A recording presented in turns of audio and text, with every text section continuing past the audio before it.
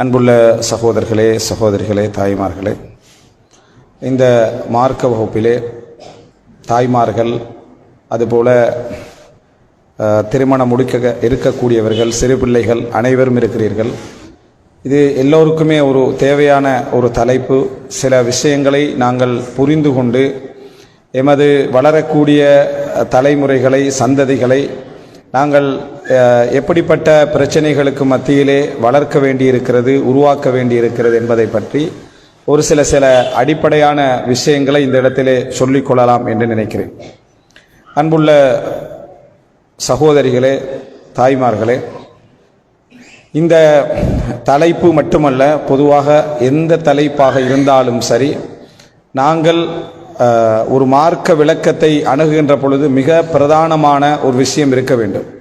அது என்ன அப்படி என்று சொன்னால், நாங்கள் வாழ்ந்து கொண்டிருக்கக்கூடிய இந்த சூழல் முஸ்லிம் காணி ஜாஹிலிய வேலி, இப்படிப்பட்ட ஒரு சமுதாயத்தில் தான் நாங்கள் வாழ்ந்து கொண்டிருக்கிறோம். எப்படி? முஸ்லிம் காணி ஜாஹிலிய வேலி, இப்படிப்பட்ட ஒரு உலகத்திலே நாங்கள் வாழ்ந்து கொண்டிருக்கிறோம். அதாவது இஸ்லாமிய சூழல், மார்க்க சட்டங்கள், மார்க்க அடிப்படைகள், இவைகள் எல்லாம் எமக்கு தெரிந்திருந்தாலும் அதை நாம் நடைமுறைப்படுத்தக்கூடிய சூழல் எமக்கு வரையறுக்கப்பட்டிருக்கிறது. எங்களை சூழ சில மார்க்கத்துக்கு முரணான, இன்னும் சொல்ல போனால் இஸ்லாத்திற்கு வெளியே உள்ள ஒரு சட்ட திட்டங்களுக்கு மத்தியில் சிறுபான்மையாக இருந்து கொண்டு நாம் இந்த சமுதாயத்தில் என்ன செய்கிறோம்? வாழ்கிறோம். அப்படிப்பட்ட நேரத்தில் நிறைய விஷயங்கள் எங்களுக்கே புரியாமல், நாங்கள் தெரியாமல், விளங்காமல் நிறைய விஷயங்களை மாறி புரிந்திருப்போம். நிறைய விஷயங்களை தலைகீழாக புரிந்திருப்போம். அந்த சொற்களை வைத்துக் கொண்டுதான் நாங்கள் இந்த பயானை கூட நீங்கள் புரிந்து கொள்ள வாய்ப்பு இருக்கிறது. இன்றைய உலகத்திலே நீங்கள் எந்த தலைப்பை எடுத்துக்கொண்டாலும் இந்த விஷயத்தை கொஞ்சம் ஆழமாக மனதிலே பதிய வைத்துக் கொள்ளுங்கள். இன்றைய உலகத்திலே நடந்து கொண்டிருக்கக்கூடிய மிக மோசமான ஒரு யுத்தம் என்று சொன்னால் அது என்ன என்றால் சிந்தனை யுத்தம். மனிதர்களுடைய சிந்தனைகளிலே நமக்கு தெரியாத விஷயங்களை நல்லது போன்று பதிய வைத்திருக்கக்கூடிய ஒரு காலத்திலே தான் நாங்கள் வாழ்ந்து கொண்டிருக்கிறோம். ஒரு சின்ன உதாரணத்தை, இந்த விஷயத்தை நீங்கள் புரிந்து கொண்டால், குழந்தை வளர்ப்பு என்பது நாம் நினைப்பதை விட வேறொரு பகுதி இதில் சிந்திக்க வேண்டியிருக்கு என்பதை நம்ம தெரிஞ்சு கொள்ளலாம். உதாரணமாக, இஸ்லாம் கல்வியை வலியுறுத்துகிறது, திருமணத்தை வலியுறுத்துகிறது, தொழிலை வலியுறுத்துகிறது, உழைப்பை வலியுறுத்துகிறது. இது எல்லாருக்கும் தெரியும். கல்வியையும் வலியுறுத்துது, உழைப்பையும் வலியுறுத்துகிறது, திருமணத்தையும் என்ன செய்கிறது? இஸ்லாம் வலியுறுத்துகிறது. இதெல்லாம் நம்ம தெரிந்து வைத்திருக்கிறோம். ஆனால் இதை நாங்கள் முஸ்லிம்கள் மட்டும்தானா இப்படி சொல்கிறோம் என்றால், இஸ்லாமிய சமுதாயத்துக்கு வெளியேயும் என்ன செய்கிறார்கள்? கல்வியை வலியுறுத்துகிறார்கள், உழைப்பை வலியுறுத்துகிறார்கள், திருமணத்தை என்ன செய்கிறாங்க? வலியுறுத்துகிறார்கள். அப்படித்தான் உலக சமுதாயமே இருக்குது. ஆனா அவர்கள் வலியுறுத்துகின்ற விதத்திற்கும் நாங்கள் வலியுறுத்துகின்ற விதத்திற்கும் வித்தியாசம் எங்களுக்கு தெரியுமான்னு கேட்டா, அதிகமானவர்களுக்கு வித்தியாசம் தெரியாது. எல்லாருமே படிப்பை என்ன செய்கிறோம்? வலியுறுத்துகிறோம். எல்லோருமே உழைப்பை வலியுறுத்துகிறோம், தொழில் செய்யணும். எல்லோருமே திருமணத்தையும் என்ன செய்கிறோம்? வலியுறுத்துகிறோம். முஸ்லிம் சமுதாயத்தினரும் வலியுறுத்துறாங்க, இஸ்லாமிய சமுதாயத்துக்கு வெளியே உள்ளவர்களும் என்ன செய்கிறார்கள்? வலியுறுத்துகிறார்கள். இது எல்லாருக்குமே தெரியும். யுத்தம் எப்படி நடக்கும் என்றால், சிந்தனையில எப்படி அது நடக்கும் என்றால், அதை உங்களுக்கு வடிவமைக்கின்ற முறையில் அந்த வித்தியாசம் நடக்கும். இதை நீங்கள் ஏறு வரிசையில் வைத்தீர்கள் என்றால், ஏறு வரிசை என்ன? முதலாவது கல்வி, அடுத்தது என்ன? உழைப்பு, அதற்கு அடுத்து என்ன? திருமணம். இப்படி வச்சீங்க என்று சொன்னா அது இந்த தர்த்தீபில் போகும். முதலாவது படிக்கணும், பின்னர் உழைக்கணும், பின்னர் திருமணம் முடிக்கணும். அதை இப்படி வச்சீங்க என்று சொன்னா, இப்படி ஏறு வரிசையில் இருக்கிறத திருப்பி நீங்க இப்படி வச்சீங்கன்னு சொன்னா ஏறு வரிசையில போகாது. அது எப்படி இருக்குமெண்டா, படிக்கவும் இயலும், அதே நேரத்தில் உழைக்கவும் முடியும், அதே நேரத்தில் திருமணம் முடிக்கவும் முடியும். ஒன்று கொண்டு டிஸ்டர்பாக என்ன செய்யாது? வராது. ஆனா நாங்கள் அதை எப்படி புரிஞ்சு வச்சுக்கிறோம்? ஏறு வரிசையில தான் என்ன செய்யறோம்?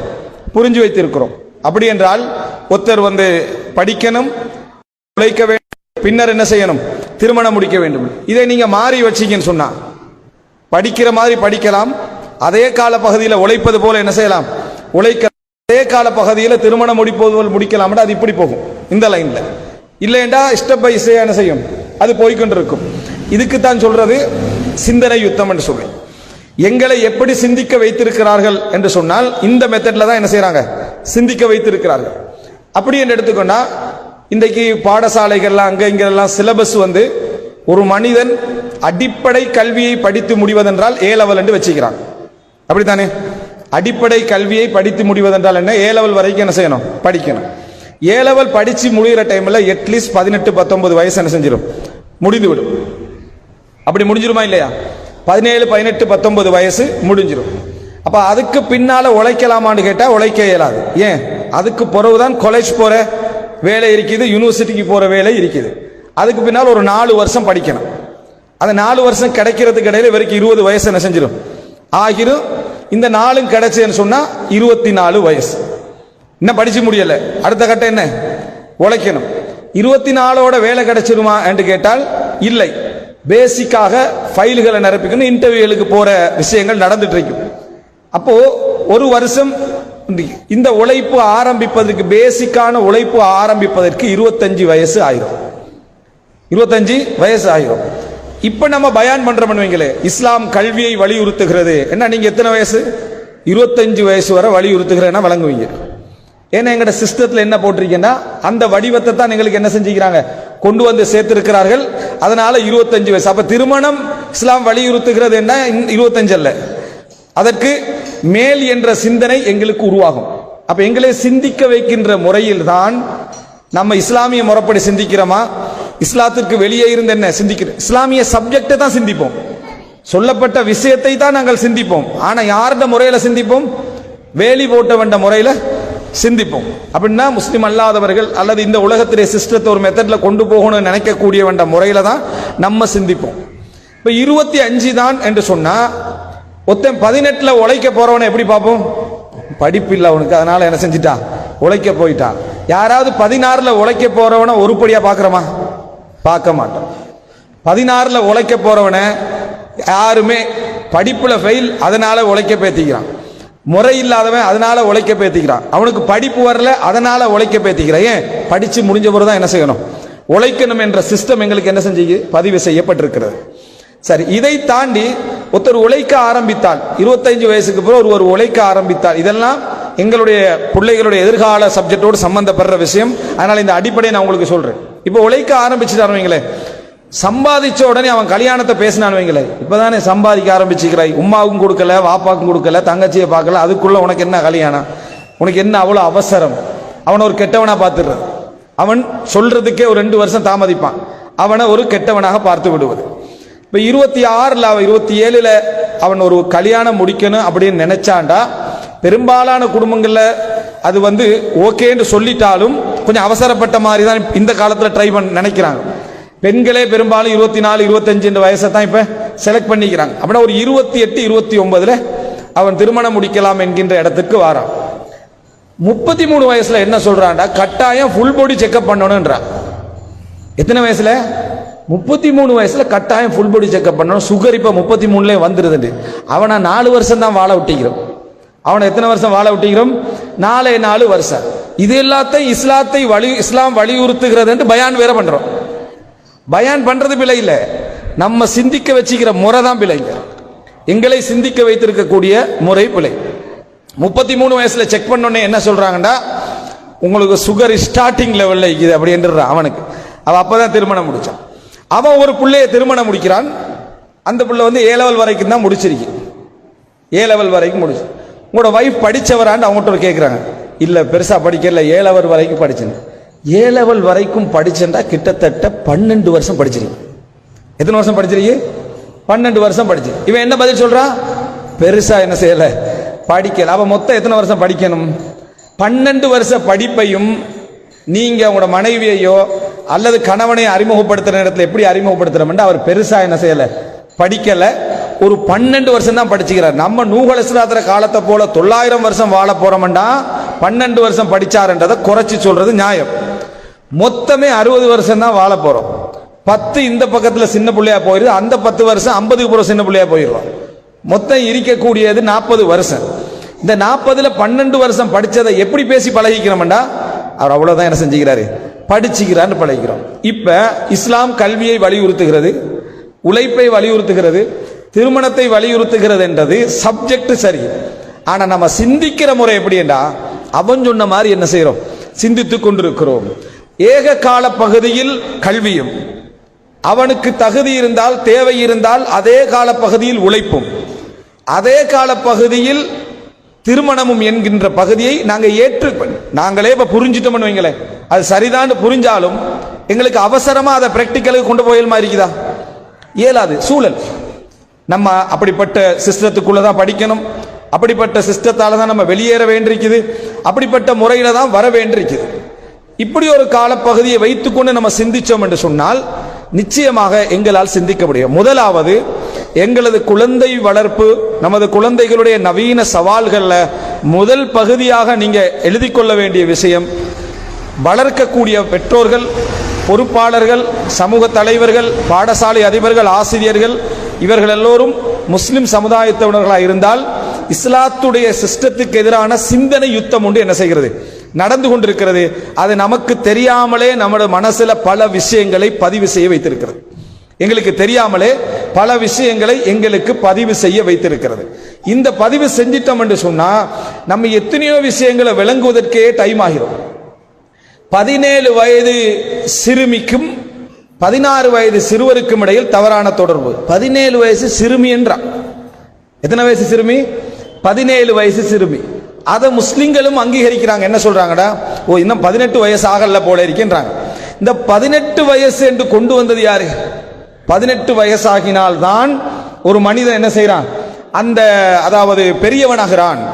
இல்லை என்று அவன் சிறியவன் என்ற 17 வருஷமும் 10 மாசமும் 9 நாளும் அவர் யாரா?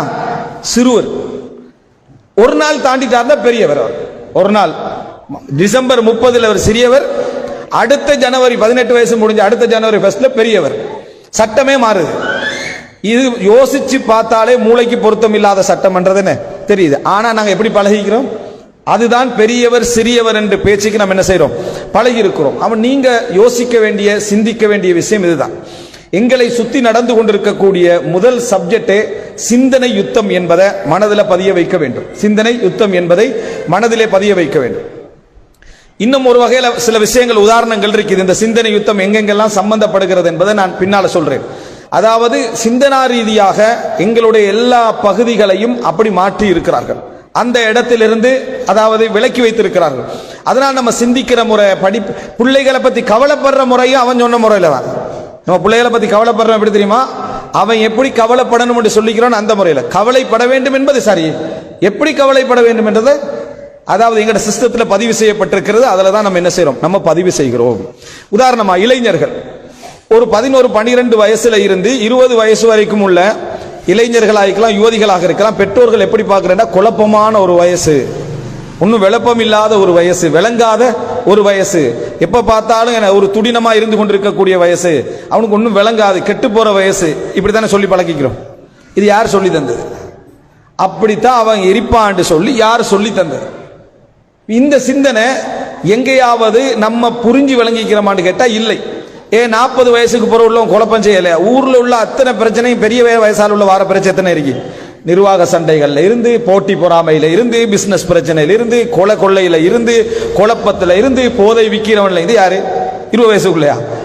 40, 20 வயசு குழப்பமான வயசு. என்ன அதை சொல்ல போனா திருத்த இயலாத வயசு அது 40க்கு பிறகுதான். விளங்கிட்டா? 40, 50க்கு பிறகுதான் திருத்த இயலாது. மன்ஷப் அலா ஷைன் ஷாப அலைஹி, ஒன்றிலேயே ஒருத்தருடைய இளம் வயது கழிஞ்சிட்டுன்னா அவன் முதுமை பருவம் என்ன செய்யும்? அதுல தான் கழியும்.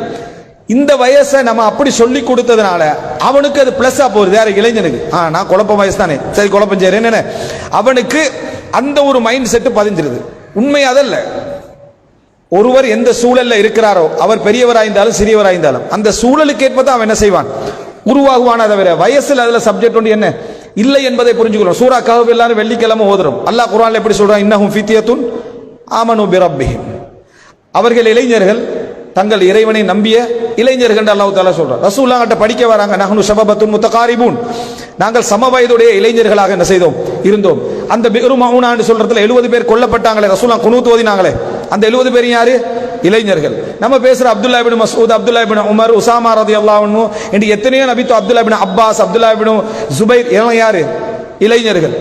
இவங்கெல்லாம் இளைஞர்கள் நல்லா இருந்தாங்கன்னா என்ன காரணம்? இன்றைக்கு நீங்க அரசாங்கத்தில் பாருங்க, இலங்கை அரசாங்கம், உலகத்தில் உள்ள எல்லா அரசாங்கத்தையும் பாருங்க, 25 வயசுல இருக்கிறான், அவன் எலெக்ஷன்ல நிற்கிறான், லீட் பண்ணிக்கிட்டு போறான், தூதுவராக இருக்கிறான், படைத்தளபதி ஆகிறான். அவன் எப்படி அப்படி ஆகினா சூழல். இவனுக்கு நம்ம பட்டாசு கொளுத்தினாலும் பயந்தோடுற மாதிரி வளர்த்திக்கிறோம். அதனால இவன் என்ன செய்ய மாட்டான், தளபதியா வர மாட்டான். அவன் அந்த யுத்த சூழல்ல வளர்ந்திக்கிறான். அதனால தளபதியா என்ன செய்யறான், வருகிறான், ஜனாதிபதியா வாரான்.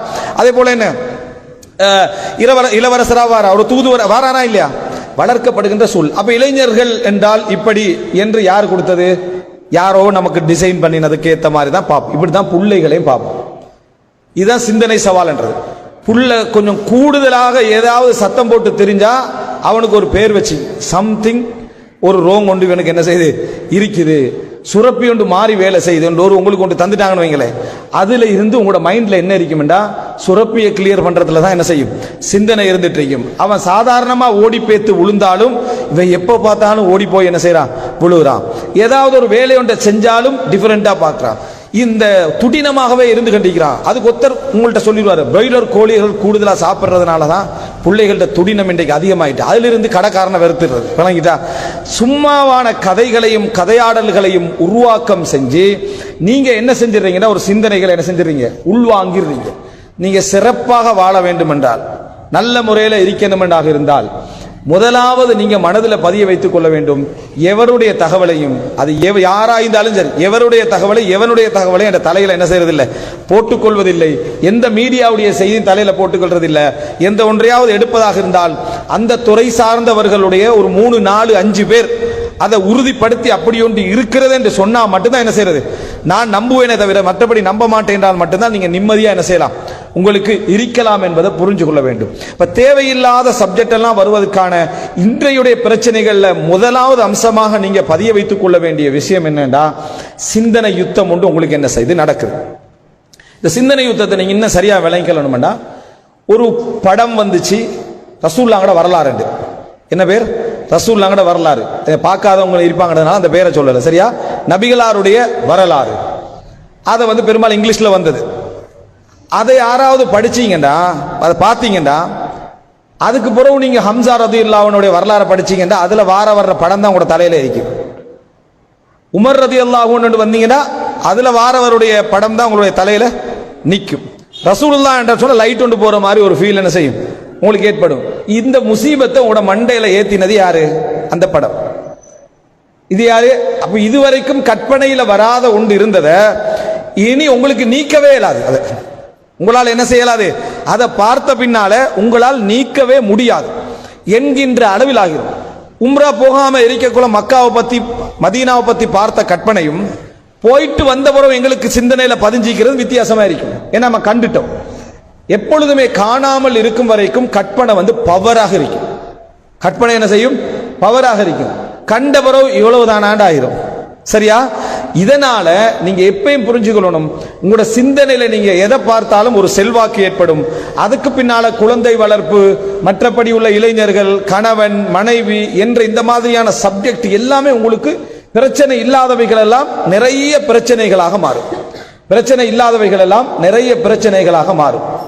ஏதாவது ஒன்றை சொல்லிவிட்டால் அப்படி ஆகிரும். இன்னொரு உதாரணத்தை சொல்லிட்டு நான் அடுத்த பகுதிக்கு போறேன். உதாரணமாக, அதாவது கணவன் மனைவி பிரச்சனை என்றது குடும்ப வாழ்க்கை தலைப்புகள்ல நிறைய பேசப்படுறத நீங்க பார்க்கலாம். இப்ப அந்த ஒரு தலைப்புல பேசக்கூடியவர் இப்படி சொன்னார்னு வைங்களேன், கணவன் மனைவியுடைய வாழ்க்கை என்றது ஒரு நிம்மதி கலந்ததாக, எப்பொழுதுமே கலகலப்பாக, எப்போதுமே மகிழ்ச்சியாக, காணுகின்ற நேரமெல்லாம் நிம்மதியான சூழ்நிலையில் இருந்தால்தான் அது மிகப்பெரிய வெற்றியுடைய வாழ்க்கை என்று அவர் சொல்லிட்டு போயிட்டார்னு வைங்களேன். அன்றைக்கு தான் உங்களுக்கு பிரச்சனையே ஸ்டார்ட் ஆகும். ஏன், நீங்க அது வரைக்கும் அவர் 2 வார்த்தை பேசுவாரு, நீங்க 2 பதில் சொல்லுவீங்க, இது இப்படித்தான் குடும்ப வாழ்க்கையை நினைச்சிட்டு போயிட்டீங்க. இந்த சந்திர ஒளி பூத்தூவி போற பயணம் தான் திருமண வாழ்க்கை யாராவது ஒரு ஆள் பயான் பண்ணினா அல்லது விளக்கம் கொடுத்தா, அதுக்கு பிறகு நீங்க வீட்டுக்கு போகல என்ன நடக்கும், இந்த முசீபத்து பிடிச்ச வாழ்க்கையில நம்ம எழுந்துட்டுக்கிறோமே, அந்த மாதிரி ஒரு வாழ்க்கையில் எந்த வாழ்க்கை, அந்த என்ன எப்பையும் சச்சரவில்லாமல் நிம்மதியோடு பூத்தூவி வாழ்ற வாழ்க்கை, அப்படி வாழ்க்கையோடு உலகத்துல இல்லை. அப்படி வாழ்க்கையோடு உலகத்துல இல்லை. அது சொர்க்கத்துல வேணுமெண்டா என்ன செய்யலாம், இருக்கலாம். ஆனா இது உங்களோட சிந்தனையில வந்துட்டேன்னு வைங்க, நீங்க நல்ல கணவனை கெட்ட கணவனா பாப்பீங்க. அவர் சத்தம் போட்ட உடனே அந்த பயான் கிளிப் அவருக்கு அனுப்பி விடுறது, வணங்கிட்டா நிம்மதியான வாழ்க்கை பாருங்க அப்படின்னு. ரசூலுல்லாஹி ஸல்லல்லாஹு அலைஹி வஸல்லம் அவர் வாழ்க்கையில் என்ன பிரச்சனை வந்தேன்னு புகாரியில் எழுதி வச்சுக்கிறார். அவ்வளோ பிரச்சனைகளை. அப்படின்னு அர்த்தம் என்ன? ரசூல் ஸல்லல்லாஹு அலைஹி வஸல்லம் அவர்களாக இருந்தாலும் இயல்புகளை மாற்ற இயலாது. திருமண வாழ்க்கை கண்டு சில பிரச்சனைகள் இருந்தே தீரும். ஏன்னா ரெண்டு பேர் இணைஞ்சாலே உலகத்தில் பிரச்சனை தான். தனியாய்க்கும் வரைக்கும் எந்த பிரச்சனையும் இருக்காது. அது கணவன் மனைவி வாழ்க்கையா இருந்தாலும் சரி, ஸ்கூல் வாழ்க்கையா இருந்தாலும் சரி, ஃப்ரெண்ட்ஷிப்பாக இருந்தாலும் சரி, நிர்வாகமாக இருந்தாலும் சரி, பிரச்சனை இருக்கும். அவங்க ரெண்டு பேருக்கு இடையில பிரச்சனையா வேண்டா, இந்த வார்த்தையே பிள்ளை. பிரச்சனை இல்லாத ரெண்டு பேரை காட்டு. ஒன்றில் அந்த ரெண்டு பேருக்கு சம்பந்தம் இருக்க கூடாது, அல்லது ரெண்டு பேரும் பைத்தியமாகும். சரியா? இப்படி இருந்தால் மட்டும்தான் பிரச்சனை இல்லாமல் இருக்குமே தவிர, திருமண வாழ்க்கை என்றால் ஒவ்வொருவருடைய இயல்புக்கேற்ப பிரச்சனையாக இருக்கும். இந்த கனவை உங்கள்கிட்ட தந்துட்டாங்கன்னு வைங்களே, இப்படித்தான் வாழ்க்கை ஒரு அற்புதமான இன்பமான அப்படி ஒரு வாழ்க்கைன்னு தந்துட்டாங்கன்னு வைங்களே, இது உங்களுக்கு பிரச்சனையாக மாறும். பல கணவன்மாருக்கு திருமண வாழ்க்கையில் சில பிரச்சனைகள் வந்த என்ன, அந்த மனைவியை நீ பார்த்தால் அதை இதான் அலர்த்த இலைஹா சர்ரத்க, உன் கண்களை அவள் குளிர்விப்பாள். இதா ஹிப்த அன்ஹா ஹஃபிதத்க, நீங்கள் மறைந்தால் உங்களை பேணி பாதுகாப்பாள்.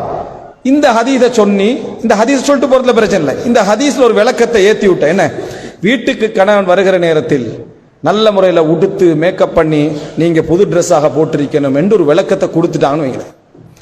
இவர் பகல் 12 மணிக்கும் வருவார், ஈவினிங் 4 மணிக்கும் வருவார், திடீர்னு நைட் 9 மணிக்கும் வருவார். மேக்கப் செட்டோட தான் தெரியும் நம்ம ஊருக்குள்ள. சரியா? சாத்தியமா இது? சாத்தியம் இல்லை. நீங்க அதாவது திருமணம் முடிக்கிற காலத்தில் பொண்ணுடு பட்டின நேரத்தில் எப்படி இருந்தீங்களோ அப்படி இருக்கணும். அவர் கோட் சூட்டோட இருக்கணும். யாரு? ஹஸ்பண்ட். அவரும் மகிழ்விக்கணுமே, அவர் கோட் சூட்டோட இருக்கணும். அப்ப ஊர் மக்கள் எந்த நிலைமையில இருப்பாங்கன்னு பாத்துங்க. அப்ப இந்த மாதிரி ஒரு விளக்கம் எங்க இருக்குது? இந்த இடத்துல இந்த ஹதீஸ்ல சொல்லப்படுறது ஒன்று. அன்றைய சஹாபா பெண்களுக்கு ஒரு ட்ரெஸ் 2 ட்ரெஸ் தான் இருந்துச்சு. இந்த மாதிரி எல்லாம் மாத்திக்கிட்டு எல்லாம் இருக்கல. ஒரே வழிதான் இந்த ஹதீஸ் சொல்றது. பிரச்சனை இல்லாத முறையில் உங்களை வரவேற்பாள். பிரச்சனை இல்லாத முறையில, உங்களோட மனசை மகிழ்வித்த முறையில, சிக்கல்களை ஏற்படுத்தி கொள்ளாமல் வரவேற்பாலே தவிர மேக்கப் செட்டோட திரிவான இந்த ஹதீஸுக்கு என்ன எந்த அர்த்தமும் இல்லை. இந்த மாதிரி அர்த்தமும் இல்லை. சுத்தமாக இருக்கணும் என்ற அர்த்தம் இருக்குது. சிறப்பான முறையில் வரவேற்கணும், பிரச்சனைகள் இல்லாம வரவேற்கணும் என்றது இருக்குது. அவர் அந்த மெத்தட்ல வரணும் என்றதா இந்த ஹதீஸ்ல உள்ளது. இந்த விளக்கம் உங்கள்கிட்ட ஏறிட்டா அந்த குடும்பத்தில் பிரச்சனையும் சேர்ந்து ஏறும். ஏன்னா விளக்கம் அப்படித்தான் எனக்கு. அதனால அந்த பிரச்சனையும் சேர்ந்து என்ன செய்யும்? ஏறும் என்பதை நம்ம புரிந்து கொள்ள வேண்டும். இதுதான் மிகப்பெரிய சிக்கல். இன்றைய எல்லா சப்ஜெக்டையும் எடுத்துக்கொண்டால் இதுதான் கணவன் மனைவி புரிந்துணர்வு அப்படின்னு சொல்றோம். கணவன் மனைவி புரிந்துணர்வு அப்படின்றோம். இப்ப கணவன் மனைவி புரிந்துணர்வு என்றால் உலகத்துல உண்மையான புரிந்துணர்வுன்னு ஒன்றிருக்கா? இல்ல. நீங்க உலகத்துல எவரையும் 100% புரிய இயலாது. இது எழுதி வச்சுக்க. உலகத்துல உங்களோட புள்ளைய புரிய இயலாது. உங்களோட புள்ளைய 100% புரிய இயலாது. புரியுற ஒரு டைமுக்கு நீங்க ஷொக்காகிறீங்களா இல்லையா? இவன் இப்படி இருந்தா நான் எதிர்பார்க்கவே இல்லையாண்டு. புள்ளைய நீங்க புரிய இயலாது. ஒவ்வொரு பிள்ளைக்கும் தெரியும். அது ஏடு உமாக்கு எனக்கு சரியா தெரியாண்டு. ஒவ்வொரு பிள்ளைகளுக்கும் தெரியும். என் உமாவை ஒரு விதத்துல நம்புறா, இந்த விஷயம் என் உமாக்கு தெரியான்னு அந்த பிள்ளைகளுக்கு தெரியும். உங்களுக்கு தெரிந்த எத்தனையோ விஷயம் உங்களோட உமாக்கு தெரியான்னு பெரியவங்களுக்கும் தெரியும். உலகத்துல 100% யாரையும் என்ன செய்யலாது? புரிய இயலாது. புரிய வைக்க ட்ரை பண்ணவும் கூடாது. அந்த எவ்வளவுக்கு எங்களால புரிஞ்சு கொள்ள முடியுமோ அந்த லெவலோட என்ன செய்யணும்? நம்ம நிக்க வேண்டும். அப்படி இஸ்லாம் எங்கேயும் கடமையாக்கல. சோ முதலாவது நீங்க மனதில் பதிய வைங்க, எங்கள்கிட்ட இருக்கக்கூடிய நவீன பிரச்சனைகளில் பெரும்பாலானவைகள் நாங்களா தேவையில்லாம இந்த கூடுதல் பேச்சுக்களால, கூடுதல் விளக்கங்களால, மோசமான சிஸ்டங்களால, இந்த சமுதாயத்தில் உள்ள மோசமான சிஸ்டங்களால, அந்நிய கலாச்சார தாக்கங்களால ஏற்படுத்தி கொண்டவைகள். இதுதான் பல பிரச்சனைகளுக்கான நான் ஒரு ஊரில் உள்ள கலாச்சாரம், ஒரு ஊரில் உள்ள வளமை அதை சொல்லல. அது பொதுவாக ஒவ்வொரு ஊருக்கு வித்தியாசப்படலாம். ஆனா நிறைய விஷயங்கள் சிஸ்டங்கள் என்ற பெயரில் எங்கட தலையில ஏறி இருக்கிறது. அதுதான் எங்கட குழந்தைகளை நாம் அதிகமாக பிரச்சனையாகுவதற்கான காரணம். இது முதல் அம்சம். இரண்டாவது, இதை நான் இரண்டாவது என்று சொல்றதை நம்ம முதலாவது சொல்லி இருக்கணும். சரியா? இரண்டாவது அம்சம் என்ன அப்படின்னா, இதைத்தான் நான் முதலாவது சொல்லி இருக்கேன். பிரதானமாக ஒரு முஸ்லிமுடைய வாழ்க்கையில் எந்த சப்ஜெக்டாக இருந்தாலும் அது அல்லாஹ் நாடாம என்ன செய்யாது, நடக்காதுன்னு நமக்கு தெரியும். நாங்க இந்த உலகத்தில் செய்கின்றவைகள் எல்லாம் முயற்சிகள் தான். நாங்கள் இந்த உலகத்தில் செய்கிறவைகள் எல்லாம் முயற்சிகள் தான். சரியான கடமைகளை செய்தோமா, எமக்குள்ள பொறுப்பை செய்தோமா, அதை ஈர்ப்போடு செய்தோமா என்றுதான் இந்த அல்லாஹ் தஆலா எங்கள்கிட்ட கேட்க போற கேள்வி. எங்களால் உள்ளதெல்லாம் முயற்சிகள் தான். முயற்சியிலேயே மிக பிரதானமானது எது தெரியுமா? துஆ, பிரார்த்தனை. துஆக்கள், பிரார்த்தனைகள் தான் முயற்சியிலேயே மிக பிரதானமானவைகள்.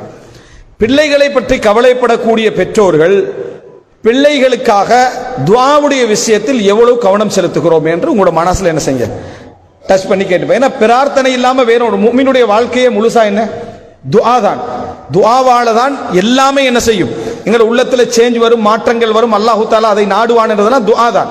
இந்த துஆவுடைய விஷயத்துல, பிள்ளைகளுடைய விஷயத்துல நாம் எவ்வளவு கவனம் செலுத்துகிறோம்? இந்த துஆவுடைய அம்சங்கள் ஒரு காலத்தில் இருந்த பெற்றோர்களிடத்தில் இருந்த அந்த அளவை விட இப்ப நிறைய குறைஞ்சிதான செய்து இருக்குது. நமது உம்மமார்கள் அவர்கள் எல்லாம் நினைச்சு பாருங்க, அவங்களோட துஆக்களுடைய காலப்பகுதியை நம்மளோட துஆவுடைய நிலைமை நினைச்சு பாருங்க. அவர்களுக்கு அன்றைக்கு துஆக்கள் தெரியாம இருக்கு, ஆனா அவங்க நிறைய துஆல பற்றோடு இருந்தார்கள். நமக்கு நிறைய துஆக்கள் தெரியும், பற்று என்ன செஞ்சது? குறைந்து போயிருக்கு. எத்தனை பேர் குழந்தைகளுக்கான துஆக்களை மனனமிட்டு வைத்திருக்கிறோம்? ஓய்துகுமா பி கலிமாத்தில்லாஹி தாம்மா மின் குல்லி ஷைத்தானின் வஹாம்மா வமின் குல்லி ஐனின் லாம்மா. அந்த குழந்தையை தீண்டக்கூடிய கண்ணேரிலிருந்தும் ஷைத்தானுடைய தாக்கங்களில் இருந்தும் அதே போல என்ன தீங்கான விஷயங்கள் இருந்தும் ரசூலுல்லாஹி ஸல்லல்லாஹு அலைஹி வஸல்லம் அவர்கள் பாதுகாப்பு தேடுறாங்க.